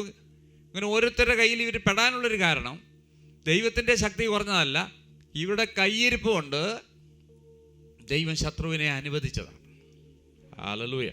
എന്നിട്ട് പറഞ്ഞു, ഒരു പ്രത്യേക കാലഘട്ടം ഇവരുടെ അഹങ്കാരം കുറയുന്നത് വരെ ശത്രുവിനെ പീഡിപ്പിക്കും. ഹല്ലേലൂയ. ബ്രാക്കറ്റ് പീരീഡ് കഴിഞ്ഞാൽ ഞാൻ ഇവരെ പുറത്തെടുക്കും. ഹല്ലേലൂയ. അങ്ങനെയായിരുന്നു ആരംഭം മുതൽ. അപ്പം ഇവര് ദൈവം അനുഗ്രഹിക്കും, ഇവർ പാപം ചെയ്യും, ശത്രുവിൻ്റെ അടുക്കൽ ദൈവം ഏൽപ്പിക്കും, ഇവരനുദപിക്കും, ഇവരെ റിലീസ് ചെയ്യും, ഇവരെ വീണ്ടും അനുഗ്രഹിക്കും, ഇവർ വീണ്ടും അഹങ്കരിക്കും, വീണ്ടും പ്രവാസത്തിലേക്ക് പോകും, വീണ്ടും ദൈവം പുറത്തെടുക്കും, വീണ്ടും ഇവർ അഹങ്കരിക്കും. ഇതായിരുന്നു ഒരു ലൈഫ് സ്റ്റൈല് ഇസ്രായേലിൻ്റെ. ഇപ്പം യഹൂദയാണപ്പോൾ അവിടെ ആ ട്രൈബാണ്. അവരാണ് ദൈവത്തിൻ്റെ വചനം കേട്ട് ഏറ്റവും നല്ല രീതിയിൽ മാതൃകാ ജീവിതം നയിക്കേണ്ടത്. അവരുടെ ഇടയിൽ അവർ വൃത്തികേട് കാണിക്കുമ്പോൾ അവരുടെ ഇടയിൽ നിന്ന് ഒരു കൂട്ടർക്ക് ടെംപ്റ്റേഷൻ കൊടുക്കുന്ന രീതിയിൽ ഭരണിയിൽ മുഴുവനും വീഞ്ഞ് നിറച്ച് പറഞ്ഞ് നിൽക്കുമ്പോൾ അതിൽ നിന്നൊരു ഓഫർ കൊടുക്കുകയാണ്. എല്ലാവരും കുടിച്ചുകൊണ്ടിരിക്കുമ്പോൾ ഞാൻ മാത്രം മാറി നിന്നാലോ? ഇല്ല, എനിക്ക് എൻ്റെതായ ഒരു പ്രിൻസിപ്പിളുണ്ട്. അല്ലാതെ ഒരു കമ്പനിക്ക് വേണ്ടിയല്ലേ. ഇപ്പൊ വേറെ ആരും അറിയുന്നില്ലല്ലോ. പണ്ടാരെങ്കിലും പറഞ്ഞതല്ലേ? ഇല്ല, ഞങ്ങളോട് ഈ തീരുമാനമെടുത്ത ഞങ്ങളല്ല, തലമുറയിൽ മുകളിൽ ഒരു യോനാദാബ്. അദ്ദേഹം മരിച്ചു പോയിട്ട് വർഷങ്ങളായി. പക്ഷേ ആ പ്രിൻസിപ്പിൾ ഇന്നും ഞങ്ങൾ കൊണ്ടു നടക്കുന്നു. ഇവരെ പോലെ ഞങ്ങൾക്ക് അഹങ്കരിക്കാൻ നിലങ്ങളില്ല, ഞങ്ങൾക്ക് വീടുകളില്ല, ഞങ്ങൾക്ക് ഇതുപോലെ തന്നെ മുന്തിരിത്തോട്ടവും നിലങ്ങളും ഒന്നുമില്ല. എന്തിനധികം ഞങ്ങൾക്ക് വിത്തുകൾ പോലുമില്ല. ഞങ്ങൾ കൂടാരങ്ങളിൽ പാക്കുന്നവരാണ്. ഞങ്ങൾക്ക് സ്വന്തമായിട്ട് ഞങ്ങൾ നാടോടികളാണ്. ഹല്ലേലൂയ. ഞങ്ങൾ ഈ വേൾഡുമായിട്ടൊന്നും അറ്റാച്ച്ഡ് അല്ല. വേൾഡിൽ ഉണ്ടെങ്കിലും ഞങ്ങൾ അവിടെ ഒരിക്കലും എസ്റ്റാബ്ലിഷ്ഡ് അല്ല. ആമീൻ. അതുകൊണ്ട് ഞങ്ങളിങ്ങനെ നീങ്ങി പോകുന്നവരാണ്. എത്ര പേർക്ക് മനസ്സിലാകുന്ന എനിക്കറിയത്തില്ല. ഞങ്ങൾ ഒന്നിലും എവിടെ അറ്റാച്ച്ഡ് അല്ല. ഞങ്ങളിങ്ങനെ കൂടാരം അടിച്ച് നീങ്ങിപ്പോകുന്നവരാണ്. ഞങ്ങൾക്ക് എന്ന് പറയാൻ ഇവിടെ ഞങ്ങൾക്കൊന്നുമില്ല. ഞങ്ങളുടേതെന്ന് പറയാൻ ഞങ്ങൾക്കിവിടെ സ്വന്തമായിട്ടൊന്നുമില്ല. ഞങ്ങൾ കൂടാരം അടിച്ച് ജീവിക്കുന്ന നാടോടികളാണ്. പക്ഷെ ഞങ്ങൾക്കൊരു ഇൻറ്റഗ്രിറ്റി ഉണ്ട്, ഞങ്ങൾക്ക് ഒരു പ്രിൻസിപ്പിളുണ്ട്. ഹല്ലേലൂയ. വല്ലവനും കൊണ്ടുവന്നിട്ട് നുരച്ച് പറയുന്ന നല്ല വീഞ്ഞ് ഞങ്ങളുടെ മുന്നിൽ പകർന്നു തന്നാൽ നോ എന്ന് പറയാനുള്ള ഗട്ട്സ് ഞങ്ങൾക്കുണ്ട്. ഹല്ലേലൂയ. ഇതിന് വേറെ ഞങ്ങൾക്കൊരു പ്രിൻസിപ്പിളിൽ ഞങ്ങൾ ജീവിക്കുകയാണ്. ഹല്ലേലൂയ. ഇത് പറഞ്ഞ ഉടനെ തന്നെ യിരെമ്യാവിനോട് ദൈവം പറഞ്ഞു, കണ്ടോടാ, യഹൂദന്മാരോട് പറഞ്ഞു കൊടുക്കുക. യഹൂദയോട് പറ, ആ ഗൃഹത്തോട് പറ. അതാ വായിക്കുന്നത്. ഇസ്രായേലിന്റെ ദൈവമായ സൈന്യങ്ങളെ യഹോവ, നീ ചെന്ന യഹൂദ പുരുഷന്മാരോടും യെരൂശലേം നിവാസികളോടും പറയേണ്ടത്, എന്റെ വചനങ്ങളെ അനുസരിക്കേണ്ടതിന് നിങ്ങൾ പ്രബോധനം കൈക്കൊള്ളുന്നില്ലയോ എന്ന് യഹോവയുടെ അരുളപ്പാട്. രേഖാബിന്റെ മകനായ യോനാദാബ് തന്റെ പുത്രന്മാരോട് വീഞ്ഞു കുടിക്കരുതെന്ന് കൽപ്പിച്ചത് അവർ നിവർത്തിക്കുന്നു. കണ്ടോ? ഒരു കാര്യം പറഞ്ഞപ്പോ ഇരുട്ടത്ത് പോയിട്ട് അത് ചെയ്യുന്നവരല്ല അവർ. അവർക്കത് കിട്ടാഞ്ഞിട്ടല്ല, കിട്ടിയപ്പോഴും അവരവരുടെ പ്രിൻസിപ്പിൾ തുടർന്നുകൊണ്ടിരിക്കുന്നു. ഹല്ലേലൂയ. പകൽ ഉച്ചയ്ക്ക് 12 മണിക്ക് നിങ്ങളുടെ മുന്നിൽ മാന്യനായി നിൽക്കാം. പക്ഷെ ചോദ്യം രാത്രി 2 മണിക്ക് ഞാൻ എന്ത് ചെയ്യുന്നു എന്നാ. Hallelujah, hallelujah. ഇവിടെ ആകെ എൻ്റെ വീട്ടിൽ കൂടുതൽ വന്നിരിക്കുന്നത് ബോസ് മാത്രമാണ്. കുറച്ചെങ്കിലും ഞാൻ ആരാണെന്ന് അറിയുന്നത്, എൻ്റെ കുടുംബം എങ്ങനെയുള്ളതെന്ന് കൂടുതൽ ഇവിടെ അറിയാൻ ചാൻസ്. കാരണം എൻ്റെ വീട്ടിൽ ഓരോ കാര്യങ്ങൾക്കും എന്തൊരു ചെറിയ വർക്കുണ്ടെങ്കിലും ബോസാണ് വന്ന് ചെയ്യുന്നത്. അപ്പോൾ ഞാൻ എന്ത് ചെയ്യുന്നു എൻ്റെ വീട്ടിലെന്നുള്ളത് കൂടുതൽ അറിയുന്നത്. കാരണം ബോസ് വരുന്ന സമയത്ത് ഞാൻ ജനലിൽ കൂടെ നോക്കിയിട്ട് ബോസ് പെട്ടെന്ന് ബൈബിൾ എടുത്ത് എനിക്ക് വായിക്കാൻ പറ്റത്തില്ലല്ലോ. അപ്പോൾ ബോസ് പറയും, ഞാൻ എപ്പോൾ ചെല്ലുമ്പോഴും ബിഷപ്പ് ബൈബിൾ വായിച്ചുകൊണ്ടിരിക്കുക. അങ്ങനെയാണോ ബോസേ?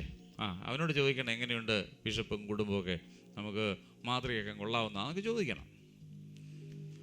രേഖാബിന്റെ മകനായ യോനാദാബ് തന്റെ പുത്രന്മാരോട് വീഞ്ഞു കുടിക്കരുതെന്ന് കൽപ്പിച്ചത് അവർ നിവർത്തിക്കുന്നു. അവർ പിതാവിന്റെ കൽപ്പന പ്രമാണിച്ച് ഇന്നുവരെ കുടിക്കാതെ ഇരിക്കുന്നു. എന്നാൽ ഞാൻ ഇടപെടാതെ നിങ്ങളോട് സംസാരിച്ചിട്ടും നിങ്ങൾ എന്നെ അനുസരിച്ചിട്ടില്ല. കാളതന്റെ ഉടയവനേ, കഴുതന്റെ യജമാനനേ,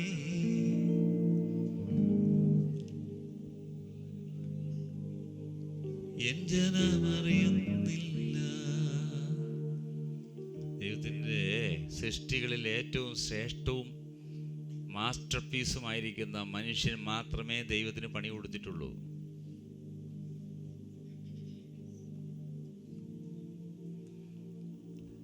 ചെടിയോടും മാവിനോടും പ്ലാവിനോടും കാക്കയോടും മീനിനോടൊന്നും എൻ്റെ വാക്കനുസരിക്കുന്നില്ലെന്ന് ഒരിക്കലും ദൈവം പറഞ്ഞില്ല. ആമേൻ. ആകാശമേ കേൾക്കാ, ഭൂമിയെ ചെവിതറിയ,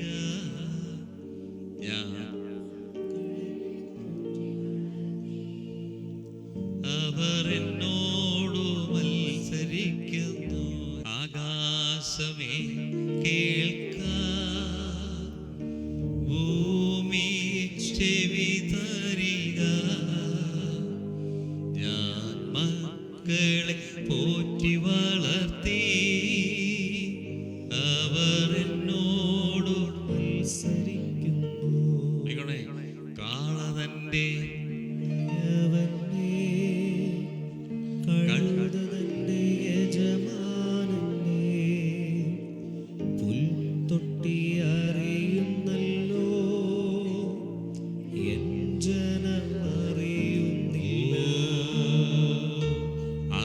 നിത്യഭാരം ചുമക്കും ജനം, ദുഷ്പ്രവർത്തിക്കാരുടെ മക്കൾ, വഷളായി നടക്കുന്നവർ ദൈവമാരെന്നറിയുന്നില്ല. ദൈവത്തിൻ്റെ ഒരു സൃഷ്ടിയും ദൈവത്തിന് പണി കൊടുത്തിട്ടില്ല. പണി കൊടുത്തിട്ടുണ്ടെങ്കിൽ ഒരു ദിവസം സൂര്യൻ രാവിലെ വന്നില്ലെങ്കിൽ നമുക്ക് പണിയാവുമായിരുന്നു. അതെല്ലാം വിശ്വസ്തയോടുകൂടെ. അതുകൊണ്ടാണ് പറഞ്ഞത്, ഫലം കായ്ക്കാത്ത വൃക്ഷത്തെ യേശു കർത്താവ് ശപിച്ചപ്പോൾ അത്തി പറയുകയാണ്, ഇവന്മാർ ചെയ്ത പാപം നിമിത്തം നമ്മളും കൂടെ വഴക്ക് കേൾക്കുന്നു അത്തിയെ. എന്നിട്ട് അവരെല്ലാം കൂടെ പ്രാർത്ഥിച്ചു. അതുകൊണ്ടാണ് റോമറിൽ പറഞ്ഞത്, ദൈവപുത്രന്മാർക്ക് വെളിപ്പാടിനായി അവർ ആകാംക്ഷിക്കുന്നത്. അത് നമ്മൾ ആരാന്നുള്ള ബോധ്യം ഈ പൊട്ടന്മാർക്കൊന്ന് കിട്ടണമേ എന്ന് സൃഷ്ടികൾ ദൈവത്തോട് പ്രാർത്ഥിക്കും. സൃഷ്ടികൾ ദൈവത്തോട് പ്രാർത്ഥിക്കുന്നത് ദൈവപുത്രന്മാർക്ക് വെളിപ്പാടുണ്ടാകണമേ എന്ന്. നമ്മൾ ദൈവത്തിൻ്റെ മക്കളല്ലേ. നമ്മൾ കാരണം അവരും കൂടെ സഹിക്കുക. ആദാം ചെയ്ത പാപനിമിത്തമാണ് ഉള്ളും ഭൂമിയെ ശപിച്ചില്ലേ. ദിനവൃത്താന്തം 1 Chronicles 2:55. 1:30 വരെ പൊക്കൂടെ? അത്യാവശ്യമായിട്ട് പോകേണ്ടവരുണ്ടോ? 1 മണിക്ക് ഡ്യൂട്ടിക്ക് പോകേണ്ടവരുണ്ടോ? ഇല്ല, 1:30 വരെ പോവാ. എബേസിൽ പാർത്തു വന്ന ശാസ്ത്രജ്ഞന്മാരുടെ കുലങ്ങളാവിത്. തിരാത്യർ, ശിമയാത്യർ, സുഖാത്യർ. ഇവർ രേഖാബ് ഗ്രഹത്തിന്റെ അപ്പനായ ഹമാത്തിൽ നിന്ന് ഉത്ഭവിച്ച കേന്യരാകുന്നു. അപ്പം ഇവർ എവിടുന്നാ വന്നെന്നുള്ളതാണ് ഈ രഹാബത്യ എന്ന് പറയുന്നത്, അല്ലെങ്കിൽ രേഹാബ്യർ എന്ന് പറയുന്നത് കേന്യരാകുന്നു. ഓക്കെ, ഇവര് ആരായിരുന്നു എന്ന് ചോദിച്ചു കഴിഞ്ഞാൽ ഇസ്രയേലിൻ്റെ കൂടെ ഇവരുണ്ടായിരുന്നു. പലപ്പോഴും ഇസ്രയേലിനെ പല സ്ഥലത്തു നിന്ന്, എന്തിനധികം ഈജിപ്തിൽ നിന്ന് ഇവർ വരുമ്പോൾ ഇവർക്ക് സപ്പോർട്ടായി ഇവരുടെ കൂടെ നടന്നിരുന്നു. കേന്യർ, ഇതുവരെ നിങ്ങൾ കേട്ടിട്ടില്ല. കേന്യർ, കനാനിയർ, കേന്യർ. ഈ മോശയുടെ അമ്മായിയപ്പനായിരിക്കുന്ന ഇത്രോ, അദ്ദേഹം കേന്യരായിരുന്നു. ഇവരുടെ മെയിൻ ജോലി എന്ന് പറഞ്ഞാൽ സ്മിത്തുകളായിരുന്നു. ബ്ലാക്ക് സ്മിത്ത്, ഗോൾഡ് സ്മിത്ത് എന്നൊക്കെ കേട്ടിട്ടില്ലേ. ഖനനമായിരുന്നു ഇവർ അയണും കോപ്പറും ഒക്കെ കുഴിച്ചെടുക്കുന്ന ഇതുണ്ടായിരുന്നു എന്നാണ് സ്കോളേഴ്സ് അഭിപ്രായപ്പെടുന്നത്. അങ്ങനത്തെ സ്ഥലങ്ങൾ. ഇവരൊരിക്കലും ഒരാളോട് യുദ്ധത്തിനോ വഴക്കിനോ പോകത്തില്ല. നല്ല സ്വഭാവമുള്ളവരും ദൈവത്തെ ഇഷ്ടപ്പെട്ട് ദൈവത്തിൻ്റെ ഹിതപ്രകാരം അങ്ങനെ ജീവിക്കുന്നൊരു കൂട്ടരാണ് രഹാബ്യർ. ഈ രഹാബ്യർ 1 ശമൂവേൽ 15:6 വായിച്ചാൽ, ശൗല് അമാലേഖ്യരെ നശിപ്പിക്കുന്ന സമയത്ത് ഇവരോട് പ്രത്യേകം പറയുന്നൊരു കാര്യമുണ്ട്. ഞങ്ങളോട് ചെയ്തൊന്നും ഞങ്ങൾക്ക് മറക്കാൻ കഴിയത്തില്ല. കാരണം യാത്രയിലെല്ലാം ഇസ്രയേലിനെ സപ്പോർട്ട് ചെയ്ത, അവരോട് കൂടി എന്നും ലോക്യമായി യഹൂദന്മാരുടെ ബെസ്റ്റ് ഫ്രണ്ടായിട്ട് നടന്ന ഈ കേന്യരെ നശിപ്പിക്കാതിരിക്കാൻ, ഒരു ശത്രുവിൽ നിന്ന് രക്ഷിക്കാൻ വേണ്ടി ശൗൽ ചെയ്യുന്നൊരു കാര്യം നോക്കിയേ. എന്നാൽ ശൗൽ കേന്യരോട്, ഞാൻ നിങ്ങളെ അമാലേഖ്യരോട് കൂടി നശിപ്പിക്കാതിരിക്കേണ്ടതിന് നോക്കണം, അമാലേഖ്യരെ നശിപ്പിക്കാൻ പോവുകയാണ്. ആര്? ശൗലിനോട് അതല്ലേ പറഞ്ഞത്, നിന്റെ അഭിഷേകം എന്തിനാ? ശത്രുവിനെ നശിപ്പിക്കാൻ. അപ്പം അമാലേഖ്യരെ നശിപ്പിക്കാൻ പോകാറ്. അതെന്താ ചെയ്തെന്നുള്ളത് പിന്നെ അത് പോട്ടെ, ആകാക്കിനെയൊക്കെ പിടിച്ചു വെച്ചു, അതൊക്കെ ഞാൻ പോകുന്നില്ല അങ്ങോട്ട്. ശാപം എന്താന്നുള്ള ക്ലാസ്സാണിത്. ശൗൽ കേന്യരോട്, ഞാൻ നിങ്ങളെ അമാലേഖ്യരോട് കൂടെ നശിപ്പിക്കാതിരിക്കേണ്ടതിന് അവരുടെ ഇടയിൽ നിന്ന് പുറപ്പെട്ടു പോകുവിൻ. ഇസ്രായേൽ മക്കൾ മിസ്രൈമിൽ നിന്ന് പുറപ്പെട്ടു വന്നപ്പോൾ, ഞാൻ പറഞ്ഞു, ഇസ്രായേൽ മക്കൾ മിസ്രൈമിൽ നിന്ന് പുറപ്പെട്ടു വന്നപ്പോൾ നിങ്ങൾ അവർക്ക് ദയ ചെയ്തുവല്ലോ എന്ന് പറഞ്ഞു. നിങ്ങൾ അവരോട് ദയ കാണിച്ചു. അങ്ങനെ കേന്യർ അമാലേഖ്യരുടെ ഇടയിൽ നിന്ന് പുറപ്പെട്ടു പോയി. ഇവരെ കാരണം ഞാൻ ഇവരെ നശിപ്പിക്കുമ്പോൾ നിങ്ങൾ പട്ടുപോകാതിരിക്കാൻ നിങ്ങൾ അവിടുന്ന് മാറും. ഇത് തന്നെയാണ്. ഇപ്പോൾ ലോത്ത് നീതിമാനായിരുന്നു അല്ലേ? പക്ഷെ ലോത്ത് ഇപ്പം എവിടെ ഉണ്ട്?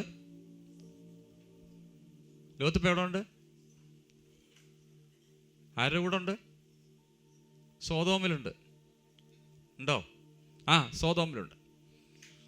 സോതോമിൻ്റെ പാപം വലുതായതുകൊണ്ട് ആ പാപം ചെയ്ത ദേശത്തെ നശിപ്പിക്കാൻ ദൈവം തീരുമാനിക്കുമ്പോൾ ഒരു തടസ്സം ഇവൻ അവിടെ കൊടുവായിട്ടുണ്ട്. അതുകൊണ്ട് അബ്രാമിനോട് പറഞ്ഞ ആ ചെറുക്കനെ അവിടെ നിന്ന് മാറ്റ്, ഞാൻ നശിപ്പിക്കാൻ പോകുമ്പോൾ ഇവൻ അതിൽ പട്ടുപോകാതിരിപ്പാൻ. അതുകൊണ്ട് അബ്രാഹം ചോദിക്കുന്നത് 10 നീതിമാന്മാരുണ്ടെങ്കിൽ നശിപ്പിക്കാമെന്നൊക്കെ ചോദിക്കുന്നില്ലേ? ഇല്ല, എന്നാൽ ഒരുത്തൻ അവിടെ ഉണ്ട്. അപ്പം നശിപ്പിക്കാൻ തീരുമാനിച്ചപ്പോൾ പെട്ടെന്ന് ഓടിക്കോളാൻ പറ, അവനോട് മാറാൻ പറ. അങ്ങനെയാണ് ലോത്ത് കുടുംബമായിട്ട് അവിടെ നിന്ന് ഓടുമ്പോൾ ലോത്തിൻ്റെ ഭാര്യയ്ക്ക് ഇതൊക്കെ സത്യമാണോ എന്നൊന്ന് തിരിഞ്ഞു നോക്കി. ഇപ്പോഴും അവിടെ തന്നെ ഉണ്ട്, ആ സ്റ്റൈലുണ്ട്, ആ നിൽക്കുന്ന ഉപ്പ് തൂണായി മാറി. ലോത്ത് എത്തേണ്ട സ്ഥലത്ത് എത്തിയപ്പോൾ 1680 മണ്ണ് കത്തിപ്പോയി. അതാണ് ചാവുകടൽ. ദൈവം ഒന്ന് നോക്കിയതാ, നശിപ്പിച്ച് കളഞ്ഞു. അപ്പോഴെന്ത് ചെയ്തു? ലോത്തിനെ പുറത്തെടുത്തു. ന്യായാധിപന്മാരുടെ പുസ്തകം ജഡ്ജസ് 1:16 ഈ കനായിറ്റ്, ഈ നിങ്ങൾക്കറിയാം ഗിബിയോനിയർ എന്ന് പറഞ്ഞൊരു കൂട്ടരുണ്ടായിരുന്നു. അതുപോലെ തന്നെ ഒരു കൂട്ടരായിരുന്നു കനാനിയർ. അവർ യഹൂദന്മാരുടെ ഫ്രണ്ട്സ് ആയിരുന്നു. മോശയുടെ ഫാദർ എത്രയൊക്കെ കനാനായിട്ട് ആയിരുന്നു. മോശയുടെ അളിയനായ കേനിന്റെ മകൾ കേട്ടോ, മോശയുടെ അളിയൻ യഹൂദ മക്കളോട് കൂടി ഈന്ത പട്ടണത്തിൽ നിന്നും ആരാധന തെക്കുള്ള യഹൂദ മരുഭൂമിയിലേക്ക് പോയി. അവർ ചെന്ന് ജനത്തോടു കൂടെ പാർത്തു. പിന്നെ യഹൂദ തന്റെ സഹോദരനായ ശിമയോനോട് കൂടെ പോയി. യഹൂദരോട് കൂടെ പാർക്കുകയാണ്. മെറ്റൽ സ്മിത്ത്, അയണും കോപ്പറുമായിട്ടൊക്കെ മൈനിങ് നടത്തുന്ന ആൾക്കാരാണ്. അവർക്ക് ബിൽഡിംഗ് ഇല്ല, ലാൻഡില്ല, മുന്തിരിത്തോട്ടങ്ങളില്ല. അവരൊരിക്കലും വൈന് ടേസ്റ്റ് ചെയ്തിട്ടില്ല. അവർക്കൊരിക്കലും വൈനിൻ്റെ ഇൻഫ്ലുവൻസിൽ ജീവിക്കേണ്ടവർക്ക് ദൈവത്തിൻ്റെ ഇൻഫ്ലുവൻസ് വേണം. ഓക്കെ, അപ്പോൾ ഈ വോളണ്ടറി നസ്രത്ത് വോ എന്ന് പറഞ്ഞൊരു സംഭവമുണ്ട്. ശിംശോനോട് മാത്രമേ നസ്രത്ത് പോവുള്ളൂ, ശിംശോനെ തൊടാൻ പാടില്ല.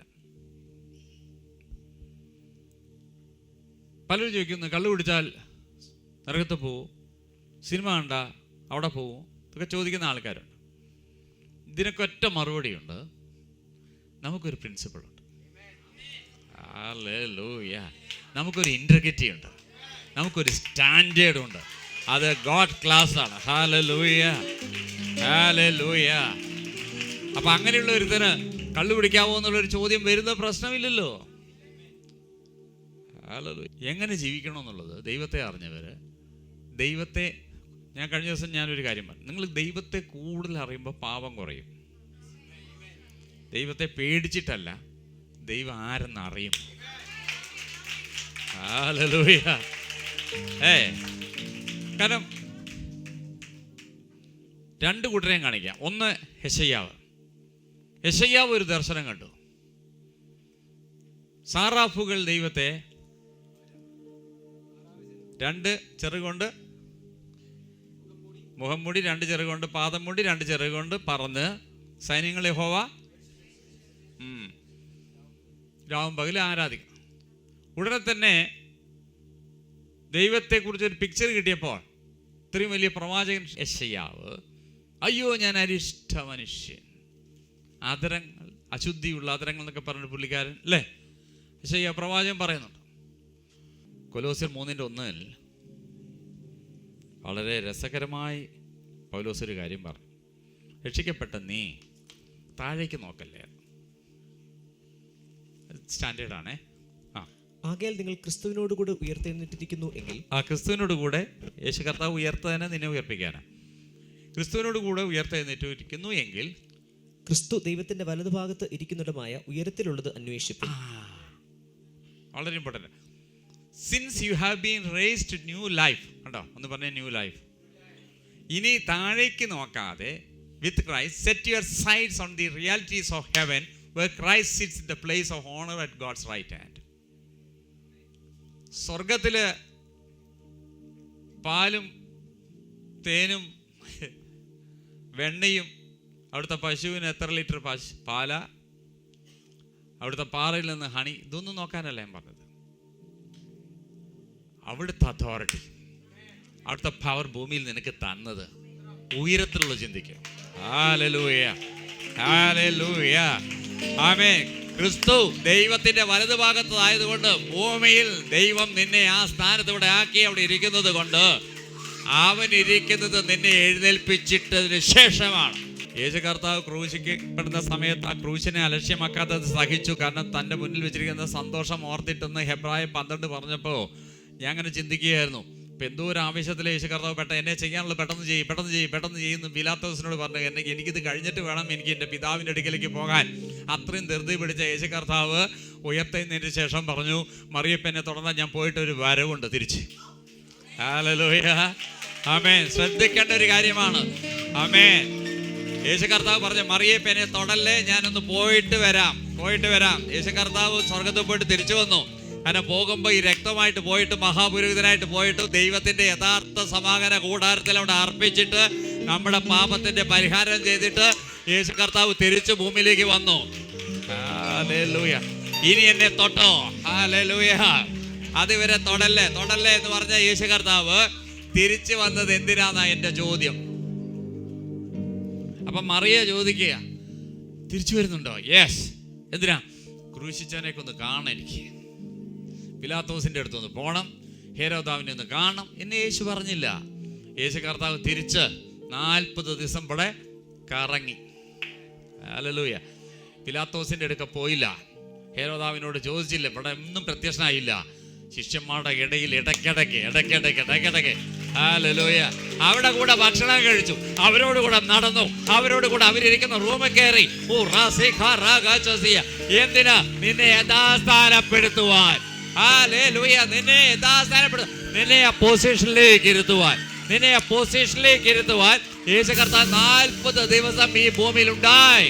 30 വർഷം ഭൂമിയിൽ ജീവിച്ചിട്ടും അടുത്ത 3.5 വർഷം അത്ഭുതങ്ങളും അടയാളങ്ങളും എല്ലാം ചെയ്തിട്ട് ദൈവത്തിന്റെ പരിശുദ്ധാത്മാവിന്റെ ശക്തി എന്തെന്നും പിതാവ് ആരാണെന്നും ലോക ജനതയ്ക്ക് മനസ്സിലാക്കി കൊടുത്തിട്ട് ശിഷ്യന്മാരോട് കൂടെ നടന്ന് അവർക്ക് എങ്ങനെയാണ് കാര്യങ്ങളെല്ലാം പഠിപ്പിച്ചിട്ട് ഭൂതങ്ങളെ ശാസിക്കുന്നത് എങ്ങനെ, രോഗികളെ സൗഖ്യമാക്കുന്നത് എങ്ങനെ, വിശ്വാസം എന്താണെന്നൊക്കെ പഠിപ്പിച്ചിട്ട് ആമേൻ മരിച്ച 3-ാം നാളിൽ ഉയർത്തെഴുന്നേറ്റ് യേശു കർത്താവ് മറിയോട് പറഞ്ഞു, എന്നെ തുടരുത്, ഞാൻ പോയിട്ട് ഒരു വരവുണ്ട്.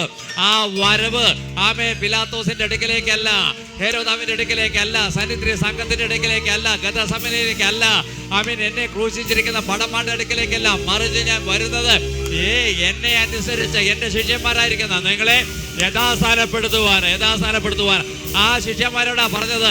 ആമേൻ ദൈവരാജ്യം എപ്പോൾ വരും ചോദിച്ചപ്പോൾ ആമേൻ യേശു കർത്താവ് പറഞ്ഞൊരൊറ്റ കാര്യമുണ്ട്. ആമേൻ പിതാവ് പരിശുദ്ധാത്മാവ് നിന്റെ മേൽ വരുമ്പോൾ നിനക്ക് ശക്തി ലഭിച്ചിട്ടുണ്ട്. പരിശുദ്ധാത്മാവ് നിന്റെ മേൽ വരുമ്പോൾ നിനക്ക് ശക്തി ലഭിച്ചിട്ട് യെരൂശലേമിലും യഹൂദയിലും ശമര്യയിലും ഭൂമിയുടെ അറ്റത്തോളം നീ സാക്ഷികളാകും. ഹല്ലേലൂയ, ആമേൻ. ഇത് പറയാൻ പിലാത്തോസിന്റെ അടുത്തല്ല പോണ്ടത്. ഞാൻ തിരിച്ചു വരുന്നത് നിനക്ക് വേണ്ടിയാണ്. ഞാൻ തിരിച്ചു വരുന്നത് നിന്റെ അടുക്കലേക്ക്. ഞാൻ തിരിച്ചു വരുന്നത് നിന്റെ കൂടെ ഭക്ഷണം കഴിക്കാനാ. ഞാൻ തിരിച്ചു വരുന്നത് നിന്നെ പഠിപ്പിക്കുവാൻ. നിന്നെ വിളിച്ചിരിക്കുന്ന അനോയിന്റിങ്ങും അപ്പോയിന്റ്മെന്റും രണ്ടാണ്. നിന്നെ അഭിഷേകം ചെയ്യാൻ ഒരു സമയം, നിന്നെ ഇരുത്താൻ ഒരു സമയം. അതുകൊണ്ടാ പറഞ്ഞത്, കരയാൻ ബലമില്ലാതെ ദാവീദ് കരഞ്ഞു. രാജാവ് കരഞ്ഞില്ല. രാജാവായി വിളിക്കപ്പെട്ട അഭിഷേകമുള്ളവൻ കരഞ്ഞു. പക്ഷെ പൊസിഷനിലേക്ക് കയറിയിട്ട് ദാവീദ് കരഞ്ഞിട്ടില്ല. സിംഹാസനത്തിലിരുന്ന രാജാവ് കരഞ്ഞിട്ടില്ല. സിംഹാസനത്തിൽ പോകുന്ന രാജാവ് കരഞ്ഞിട്ടുണ്ട്. പൊസിഷനിലെത്തി എത്തിക്കഴിഞ്ഞാൽ പിന്നെ കരയുകയല്ല, പിന്നെ കൽപ്പിക്കുകയാണ്. പൊസിഷനിലെത്തി കഴിഞ്ഞാൽ കരഞ്ഞിട്ടല്ല കാര്യങ്ങൾ നടക്കുന്നത്. In the mighty name of Jesus. അതുകൊണ്ട് എനിക്കിന്ന് പറയാനുള്ളത്, ഈ മാർച്ച് മാസത്തിലെ ആദ്യത്തെ നിന്നോട് പറയാനുള്ളത്, കരച്ച് നിർത്ത, കൽപ്പിക്കാൻ ആരംഭിക്കുക. കാരണം കൽപ്പിക്കണമെങ്കിൽ നിനക്ക് പൊസിഷൻ അറിയണം. ആട് കരയും, സിംഹം കൽപ്പിക്കും. 1 കൊരിന്ത്യർ 6:12, 1 കൊരിന്ത്യർ 6:12 വിശുദ്ധനായ പൗലോസ് ഒരു കാര്യം പറഞ്ഞു. Everything is permissible for me but it is not beneficial for me. സകലത്തിലും എനിക്ക് കർത്തവ്യമുണ്ട് എങ്കിലും സകലവും പ്രയോജനമുള്ളതല്ല. സകലത്തിലും എനിക്ക് കർത്തവ്യമുണ്ട് എങ്കിലും സകലവും പ്രയോജനമുള്ളതല്ല എന്നുള്ളതിന് ആംപ്ലിഫൈഡോ NLTയോ വല്ലതൊക്കെ എടുത്ത് NIVയോ അതിൽ കൊടുത്തിരിക്കുന്നത് എവറിത്തിങ് ഇസ് പെർമിസിബിൾ. എനിക്കെല്ലാം കഴിക്കാനും തിന്നാനും കാണാനും ഒക്കെ പെർമിഷൻ ഉണ്ട്. But not all things are beneficial. എനിക്ക് വേണമെങ്കിൽ കള്ള് കുടിക്കുക, ആര് ചോദിക്കാനാ? എനിക്ക് വേണമെങ്കിൽ എന്ത് കൊള്ളരായ്മയും ചെയ്യാം. അങ്ങനെയാണോ? എനിക്കെല്ലാം തിന്നാനോ കുടിക്കാനോ ചെയ്യാനുള്ള പെർമിഷൻ ഉണ്ടെങ്കിൽ, പക്ഷെ ഞാൻ ബെനിഫിഷ്യൽ അല്ലാത്തൊന്നും ഞാൻ കയറി പോകത്തില്ല. ഹല്ലേലൂയ. അങ്ങനെ പറഞ്ഞാൽ ഐ എം വെരി ചൂസി. എനിക്ക് പ്രയോജനമില്ലാത്ത സ്ഥലത്ത് ഞാൻ ഇരിക്കത്തില്ല. എനിക്ക് പ്രയോജനമില്ലാത്ത വ്യക്തിയോട് കൂടെ ഞാൻ നടക്കത്തില്ല. എനിക്ക് പ്രയോജനമില്ലാത്തത് കൊണ്ട് ഞാൻ അവിടെ സമയം കളയത്തില്ല. പ്രയോജനമില്ലാത്ത ഭക്ഷണം ഞാൻ കഴിക്കത്തില്ല. പ്രയോജനമില്ലാത്ത എല്ലാം എനിക്ക് പെർമിസിബിളാണ്. എനിക്ക് കാരണം എൻ്റെ അകത്തല്ലേ ഇച്ഛാശക്തി എനിക്ക് ദൈവം തന്നിരിക്കുന്നത്. ദൈവം എനിക്ക് ഇച്ഛാശക്തി തന്നിട്ട് പ്രവർത്തിക്കണമെങ്കിൽ എൻ്റെ ഇച്ഛയാണ്. ദൈവം അതിൽ വയലേറ്റ് ചെയ്യത്തില്ല. എടാ, തിന്നരുത് എന്ന് പറഞ്ഞിട്ടുണ്ട്, തിന്നാൽ നീ മരിക്കുമെന്നും പറഞ്ഞിട്ടുണ്ട്. തിന്നുമ്പോൾ ഞാൻ ഓടി വന്ന് അതില്ല, ഞാൻ അത് പറഞ്ഞതല്ലേ പറയത്തില്ല. തിന്നരുത്, തിന്നാൻ മരിക്കുമെന്ന് പറഞ്ഞിട്ടുണ്ട്. അതിനാണ് ഇച്ഛ. ഇനി നീ പോയിട്ട് അത് കൽപ്പിച്ചു കൂട്ടി നീ വയലേറ്റ് ചെയ്താൽ ഞാൻ വന്നിട്ട് തടയത്തില്ല. ഹല്ലേലൂയ. അതുകൊണ്ട് ദൈവം പറഞ്ഞു, യഹൂദന്മാർ ഇങ്ങനെ ചെയ്യുമ്പോൾ, ഈ യഹൂദ ഗോത്രം മൊത്തം ഇങ്ങനെ വർഷത്തും പ്രവർത്തിക്കുമ്പോൾ, ഞാനൊരു കൂട്ടരെ നിനക്ക് കാണിച്ചു തരാം. ഇവരുടെ ലേവ്യ ആ കൂടാരത്തിൽ ഒരു റൂമിൽ ഇവരെ ഇരുത്തിയിരിക്കുകയാണ്. ലേവ്യരുണ്ട് അവിടെ. ലേവ്യരെയൊക്കെ ഇവരെ സഹായിച്ചിരുന്ന പല കാര്യത്തിനും. യിരെമ്യാവ് ഒരു കാര്യം ചെയ്യും, ഇവരൊക്കെ വീഞ്ഞു കുടിക്കല്ല, അവർക്കും കൊടുക്കാൻ പറഞ്ഞു. നിങ്ങളെ അവർ പറഞ്ഞു, ഞങ്ങൾ കുടിക്കത്തില്ല, ഞാനിത് ഇവിടെ നിർത്താം, ഞങ്ങൾക്ക് ഒരു ഇൻറ്റഗ്രിറ്റി ഉണ്ട്. 2 രാജാക്കന്മാരുടെ പുസ്തകം 10 2 Kings 10:15 വായിച്ചാൽ, അവർ അവിടെ നിന്ന് പുറപ്പെട്ടപ്പോൾ തന്നെ എതിരേൽപ്പാൻ വരുന്ന രേഖാബിന്റെ മകനായ യോനാദാബിനെ കണ്ട് വന്ദനം ചെയ്ത് അവനോട്, കണ്ടോ, ഇവിടെയാണ് യോനാദാബ് വരുന്നത്. അവൻ അവിടെ നിന്ന് പുറപ്പെട്ടപ്പോൾ തന്നെ എതിരേൽപ്പാൻ വരുന്ന യോനാദാബിന്റെ മകനായ യോനാദാബിനെ കണ്ടു. എൻ്റെ ഹൃദയം നിന്റെ ഹൃദയത്തോട് ചേർന്നിരിക്കുന്നത് പോലെ നിന്റെ ഹൃദയം പരമാർത്ഥമായിരിക്കുന്നുവോ എന്ന് ചോദിച്ചു. അതിന് യോനാദാബ് അതെ എന്ന് പറഞ്ഞു. അങ്ങനെയെങ്കിൽ കൈ തരിക. അവൻ കൈ കൊടുത്തു. ഇതാരറിയോ? യേഹൂ 9-ാം അധ്യായത്തിൽ പ്രവാചകന്മാരിൽ ഒരുത്തൻ വന്നിട്ട് തലയിൽ എണ്ണ ഒഴിച്ചുകൂടി ഒറ്റ എന്തിനാണ് എൻ്റെ തലയിൽ അഭിഷേകം എന്ന് കേട്ടപ്പോൾ അറിഞ്ഞുകൂടാതെ തന്നെ ഇസബലിനെ പോയി തട്ടുന്ന യേഹൂ. ആ യേഹുവിനാണ് കൈ കൊടുക്കുന്നത്. യേഹു പറഞ്ഞു, എൻ്റെ ഹൃദയത്തോട് നിൻ്റെ ഹൃദയം ചേർന്നിരിക്കുന്നവോ, നിൻ്റെ ഹൃദയം പരമാർത്ഥമായിരിക്കുന്നു എന്ന് ചോദിച്ചപ്പോൾ യോനാദാബ് പറഞ്ഞു, അതെ, അങ്ങനെ പറഞ്ഞാൽ ദൈവത്തിന് നിരക്കാത്തതൊന്നുമില്ല. കാരണം ഈ ബാൽ സേവിക്കുന്നവരെ മുഴുവനും കൊന്നെടുക്കാൻ പോകുന്ന യേഹുവിൻ്റെ കൂടെ നിന്നിട്ട് ആ ബാലിൻ്റെ പ്രവാചകന്മാരെ മുഴുവനും വെട്ടി തീർക്കാൻ സഹായിച്ച മനുഷ്യനാണ് യോനാദാബ്. ഹല്ലേലൂയ. ആ യോനാദാബിനോടാണ് പറഞ്ഞത്, നിൻ്റെ കുടുംബത്തിൽ എന്നും ഒരു തലമുറ ഞാൻ സൂക്ഷിക്കും. ഇപ്പം പറയുന്നത്, ഇപ്പോഴും ഈ രഹാബ്യർ ഇന്നും ഭൂമിയിലുണ്ടെന്ന് അന്ന് ദൈവം പറഞ്ഞത്. അന്നേ പറഞ്ഞു, നിൻ്റെ കുടുംബം ദീർഘായുസ്സോടെ ഇരിക്കേണ്ടതിന്, നിന്നിൽ ഒന്നും നഷ്ടപ്പെടാതിരിക്കേണ്ടതിന്. എന്താ ഇതിൽ നിന്ന് ഇന്നത്തെ മെസ്സേജ് മനസ്സിലായത്? ശാപം അനുഗ്രഹം അവിടെ ഇരിക്കട്ടെ, നേരോടെ നടക്കുന്നവർക്ക് ഒരു നന്മയും മുടങ്ങത്തില്ല. ഹല്ലേലൂയ. നേരോടെ നടക്കുന്നവർക്ക് ഒരു നന്മയും മുടങ്ങത്തില്ല. ഉറച്ച് വിശ്വസിക്കുന്നവർക്കായി ദൈവത്തെ സ്തുതിക്കുന്നു. എനിക്ക് ശാപമുണ്ടോ, എനിക്ക് അനുഗ്രഹമുണ്ടോ, ഞാൻ അത് ചെയ്താൽ എനിക്ക് ശാപമുണ്ടോ എന്ന് ചോദിക്കുന്നതിനേക്കാൾ നല്ലത്, നിന്നെ വിളിച്ചിരിക്കുന്നത് നേരോടെ നടക്കുവാനാണ്. അതിനെ സഹായിക്കാൻ ദൈവത്തിൻ്റെ നീതി എന്നുള്ള സീഡ് നിൻ്റെ അകത്തുണ്ട്. നിനക്ക് പാപം ചെയ്യാനുള്ള ഒരു ഫോഴ്സ്, പണ്ട് ഇപ്പം ജയിലിലുള്ളവർക്ക് അവർക്ക് വേണ്ടെന്ന് പറഞ്ഞാൽ ചെയ്യാൻ കഴിയാത്ത ഒരു ഫോഴ്സ് അവരെ കൊണ്ട് പാപം ചെയ്യിച്ച് പാപികളാക്കി അവരെ ജയിലിൽ അടച്ചതുപോലെ നിനക്ക് ജയിലിൽ പോകേണ്ട കാര്യമില്ല. അതുകൊണ്ടാണ് വിശ്വാസ കുളത്തിലുള്ളവർ ജയിലിൽ പോകുന്നത് വളരെ ദുർലഭമാണ്. മാരക രോഗങ്ങൾ വിശ്വാസികൾക്ക് വരുന്നത് വളരെ കുറവാണ്. ഇതിൻ്റെ കാര്യം എന്താ? നീതീകരണം നിൻ്റെ അകത്തുള്ളത് കൊണ്ട്. ഒരൊറ്റ കാര്യം, ആ സീഡ് നിൻ്റെ അകത്തുള്ളത് കൊണ്ടാണ്. നിന്നെ ഒരു ശക്തി വന്നിട്ട് ഫോഴ്സ് ചെയ്തിട്ട് നിന്നെ ഒരുത്തരോട് കൊല്ലാൻ പറയത്തില്ല. കാരണം പാപം ചെയ്യുന്ന വിത്ത് നിന്റെ അകത്തില്ല. ദൈവത്തിന്റെ വിത്ത് നിന്റെ അകത്തിരിപ്പുണ്ട്. അതുകൊണ്ട് നിനക്ക് എന്നും ദുഷ്ടതയുടെ ആമേൻ അല്ല വേണ്ടത്, നീതി പ്രവർത്തിക്കുള്ള വാഞ്ചയാണ് നിനക്ക് വേണ്ടത്. Hallelujah, hallelujah. നിനക്ക് നന്മ ചെയ്യാനാണ് തോന്നേണ്ടത്. ആമേ മോശമായിട്ട് ഒരു ചതിക്കാനല്ല നിനക്ക് തോന്നേണ്ടത്. കാരണം നിന്റെ അകത്ത് വസിക്കുന്നത് പിശാചല്ല, നിന്റെ അകത്ത് വസിക്കുന്നത് ദൈവം വസിക്കുന്ന മന്ദിരമാണ്. നിന്റെ അകത്ത് ദൈവത്തിന്റെ സ്വഭാവമാണ് വരേണ്ടത്. ദൈവത്തിന്റെ പ്രകൃതമാണ് ദൈവത്തിന്റെ മകൾക്ക് വേണ്ടത്. ദൈവത്തിന്റെ നേച്ചറാണ് ദൈവമക്കൾക്ക് വേണ്ടത്. ദൈവത്തിന്റെ സ്വഭാവമാണ് ദൈവത്തിന്റെ മക്കൾക്ക് വേണ്ടത്. ഈ ക്ലാസ് കേൾക്കുമ്പോൾ പിന്നെ അറിയണം, എനിക്ക് ശാപമുണ്ടോ, എനിക്ക് അനുഗ്രഹമുണ്ടോ. ആമേൻ. നടപ്പ് നല്ലതാണെങ്കിൽ നന്മ നല്ലതായിട്ടേ വരത്തുള്ളൂ. അതുകൊണ്ടാണ് നേരോടെ നടക്കുന്നവർക്ക് ആമേൻ ഒരു അനർത്ഥവും ഒരു നന്മയും മുടങ്ങത്തില്ല. യഹോവ തന്നെ ദൈവമെന്നറിവിൽ അവൻ നമ്മെ മെനഞ്ഞുവല്ലോ. അവൻ നമുക്കുള്ളവൻ, നാം അവനുള്ളവൻ. അവനെ വാഴ്ത്തിയിടുക. അവൻ നല്ലവനല്ലോ, ദയായെന്നുള്ളത്. അവൻ വല്ലവനല്ലോ, സ്തുതിയെന്നു അവന്. അവൻ നല്ലവനല്ലോ, ദയായെന്നുമുള്ളത്. അവൻ വല്ലവനല്ലോ, സ്തുതിയെന്നും അവന്. പൗലോസ് പാമ്പിനെ കുടഞ്ഞു കളഞ്ഞ പോലെ ചിലത് നിങ്ങൾ കുടഞ്ഞു കളഞ്ഞിരിക്കും. ഈ അപ്പോസ്തല പ്രവൃത്തി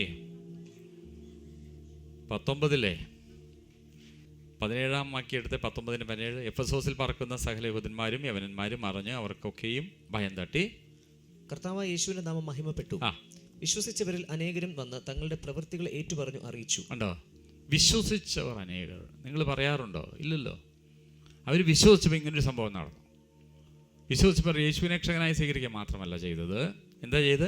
വിശ്വസിച്ചവർ അനേകർ വന്ന് തങ്ങളുടെ പ്രവൃത്തികളെ ഏറ്റുപറഞ്ഞ് അറിയിച്ചു. ക്ഷുദ്രപ്രയോഗം ചെയ്തിരുന്ന പലരും തങ്ങളുടെ പുസ്തകങ്ങളെ കൊണ്ടുവന്ന് എല്ലാവരും കാണുക ചുട്ടുകളഞ്ഞു. അവയുടെ വില കണക്ക് കൂട്ടിയാറെ 50,000 വെള്ളിക്കാശ് എന്ന് കണ്ടു. പുതിയ നിയമത്തിൽ പൗലോസിന്റെ കാലത്ത് നടന്ന കാര്യമാണ്. നമ്മൾ ആ കാലഘട്ടമാണല്ലോ. അപ്പോൾ അവിടെ ആരും പറയാത്തത് എങ്ങനെ മനസ്സിലാക്കും? അപ്പോൾ അവരുടെ ജീവിതത്തിൽ അവർക്ക് അവകാശമില്ലാത്തതും ശത്രുവിന് അവകാശമുള്ളതും പലതും അവരുടെ കയ്യിലുണ്ടായിരുന്നു. അവർക്ക് വേണമെങ്കിൽ അതൊരു ഭാഗത്ത് മാറ്റി വയ്ക്കാമായിരുന്നു. അവരത് കൊണ്ടുവന്ന് കത്തിച്ച് കളഞ്ഞു. അത് വിലപിടിപ്പുള്ളതായിരുന്നു. ചിലപ്പോൾ നിങ്ങൾക്കൊക്കെ വിലപിടിപ്പുള്ളത് പലരും തന്നിട്ടുണ്ടാകും. അതുകൂടെ നിങ്ങളുടെ നാശം തുടങ്ങിയും കാണും.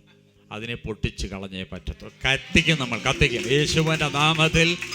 അത് നമ്മുടെ നാശത്തിനുള്ളതാണ്. നമ്മളതിനെ കത്തിച്ച് കളയും. യെസ്, ഞാൻ പറഞ്ഞല്ലോ, മൊത്തമായിട്ട് വചനാടിസ്ഥാനത്തിലാണ് ഈ ക്ലാസ് പോകുന്നത്. യോനാദാബിന്റെ ഒരൊറ്റ തീരുമാനം, റെക്കബൈറ്റ്സ് അവര് വർഷങ്ങൾക്ക് ശേഷം തലമുറയായിട്ടും പിതാക്കന്മാര് പറഞ്ഞ ആ പ്രിൻസിപ്പിളിൽ നിന്ന് വിട്ടുമാറിയുന്നില്ല. യിരെമ്യാവിനോട് പറഞ്ഞു അവർക്ക് വീഞ്ഞു കൊടുക്കാൻ ദൈവം പറഞ്ഞു കൊടുത്തു. വീഞ്ഞു കൊടുത്തപ്പോൾ പറഞ്ഞു ഇല്ല, അവിടെ ആരും കാണുന്നില്ല, റൂമിൻ്റെ അകത്ത് ഉരച്ച്. എങ്ങനെ ഞങ്ങളെ അങ്ങനെ ടെംപ്റ്റേഷനിലേക്ക് കൊണ്ടുവന്നാലും ഞങ്ങളതിൽ വീഴൂല. ഹല്ലേലൂയ. കാരണം ഞങ്ങൾക്കും ദൈവത്തിനൊരു പ്രതിജ്ഞാ ബന്ധമുണ്ട്. ആമേൻ. ഒരു കവനന്റ് ഉണ്ട്. ആരും ബോധിപ്പിക്കാനല്ല, ഞങ്ങൾക്കും ദൈവത്തിനും. അങ്ങനെ ജീവിക്കുന്നവർക്ക് എന്തിനാ ശാപത്തെക്കുറിച്ച് പേടി? അവന് ശാപത്തെക്കുറിച്ച് പേടി വേണ്ട.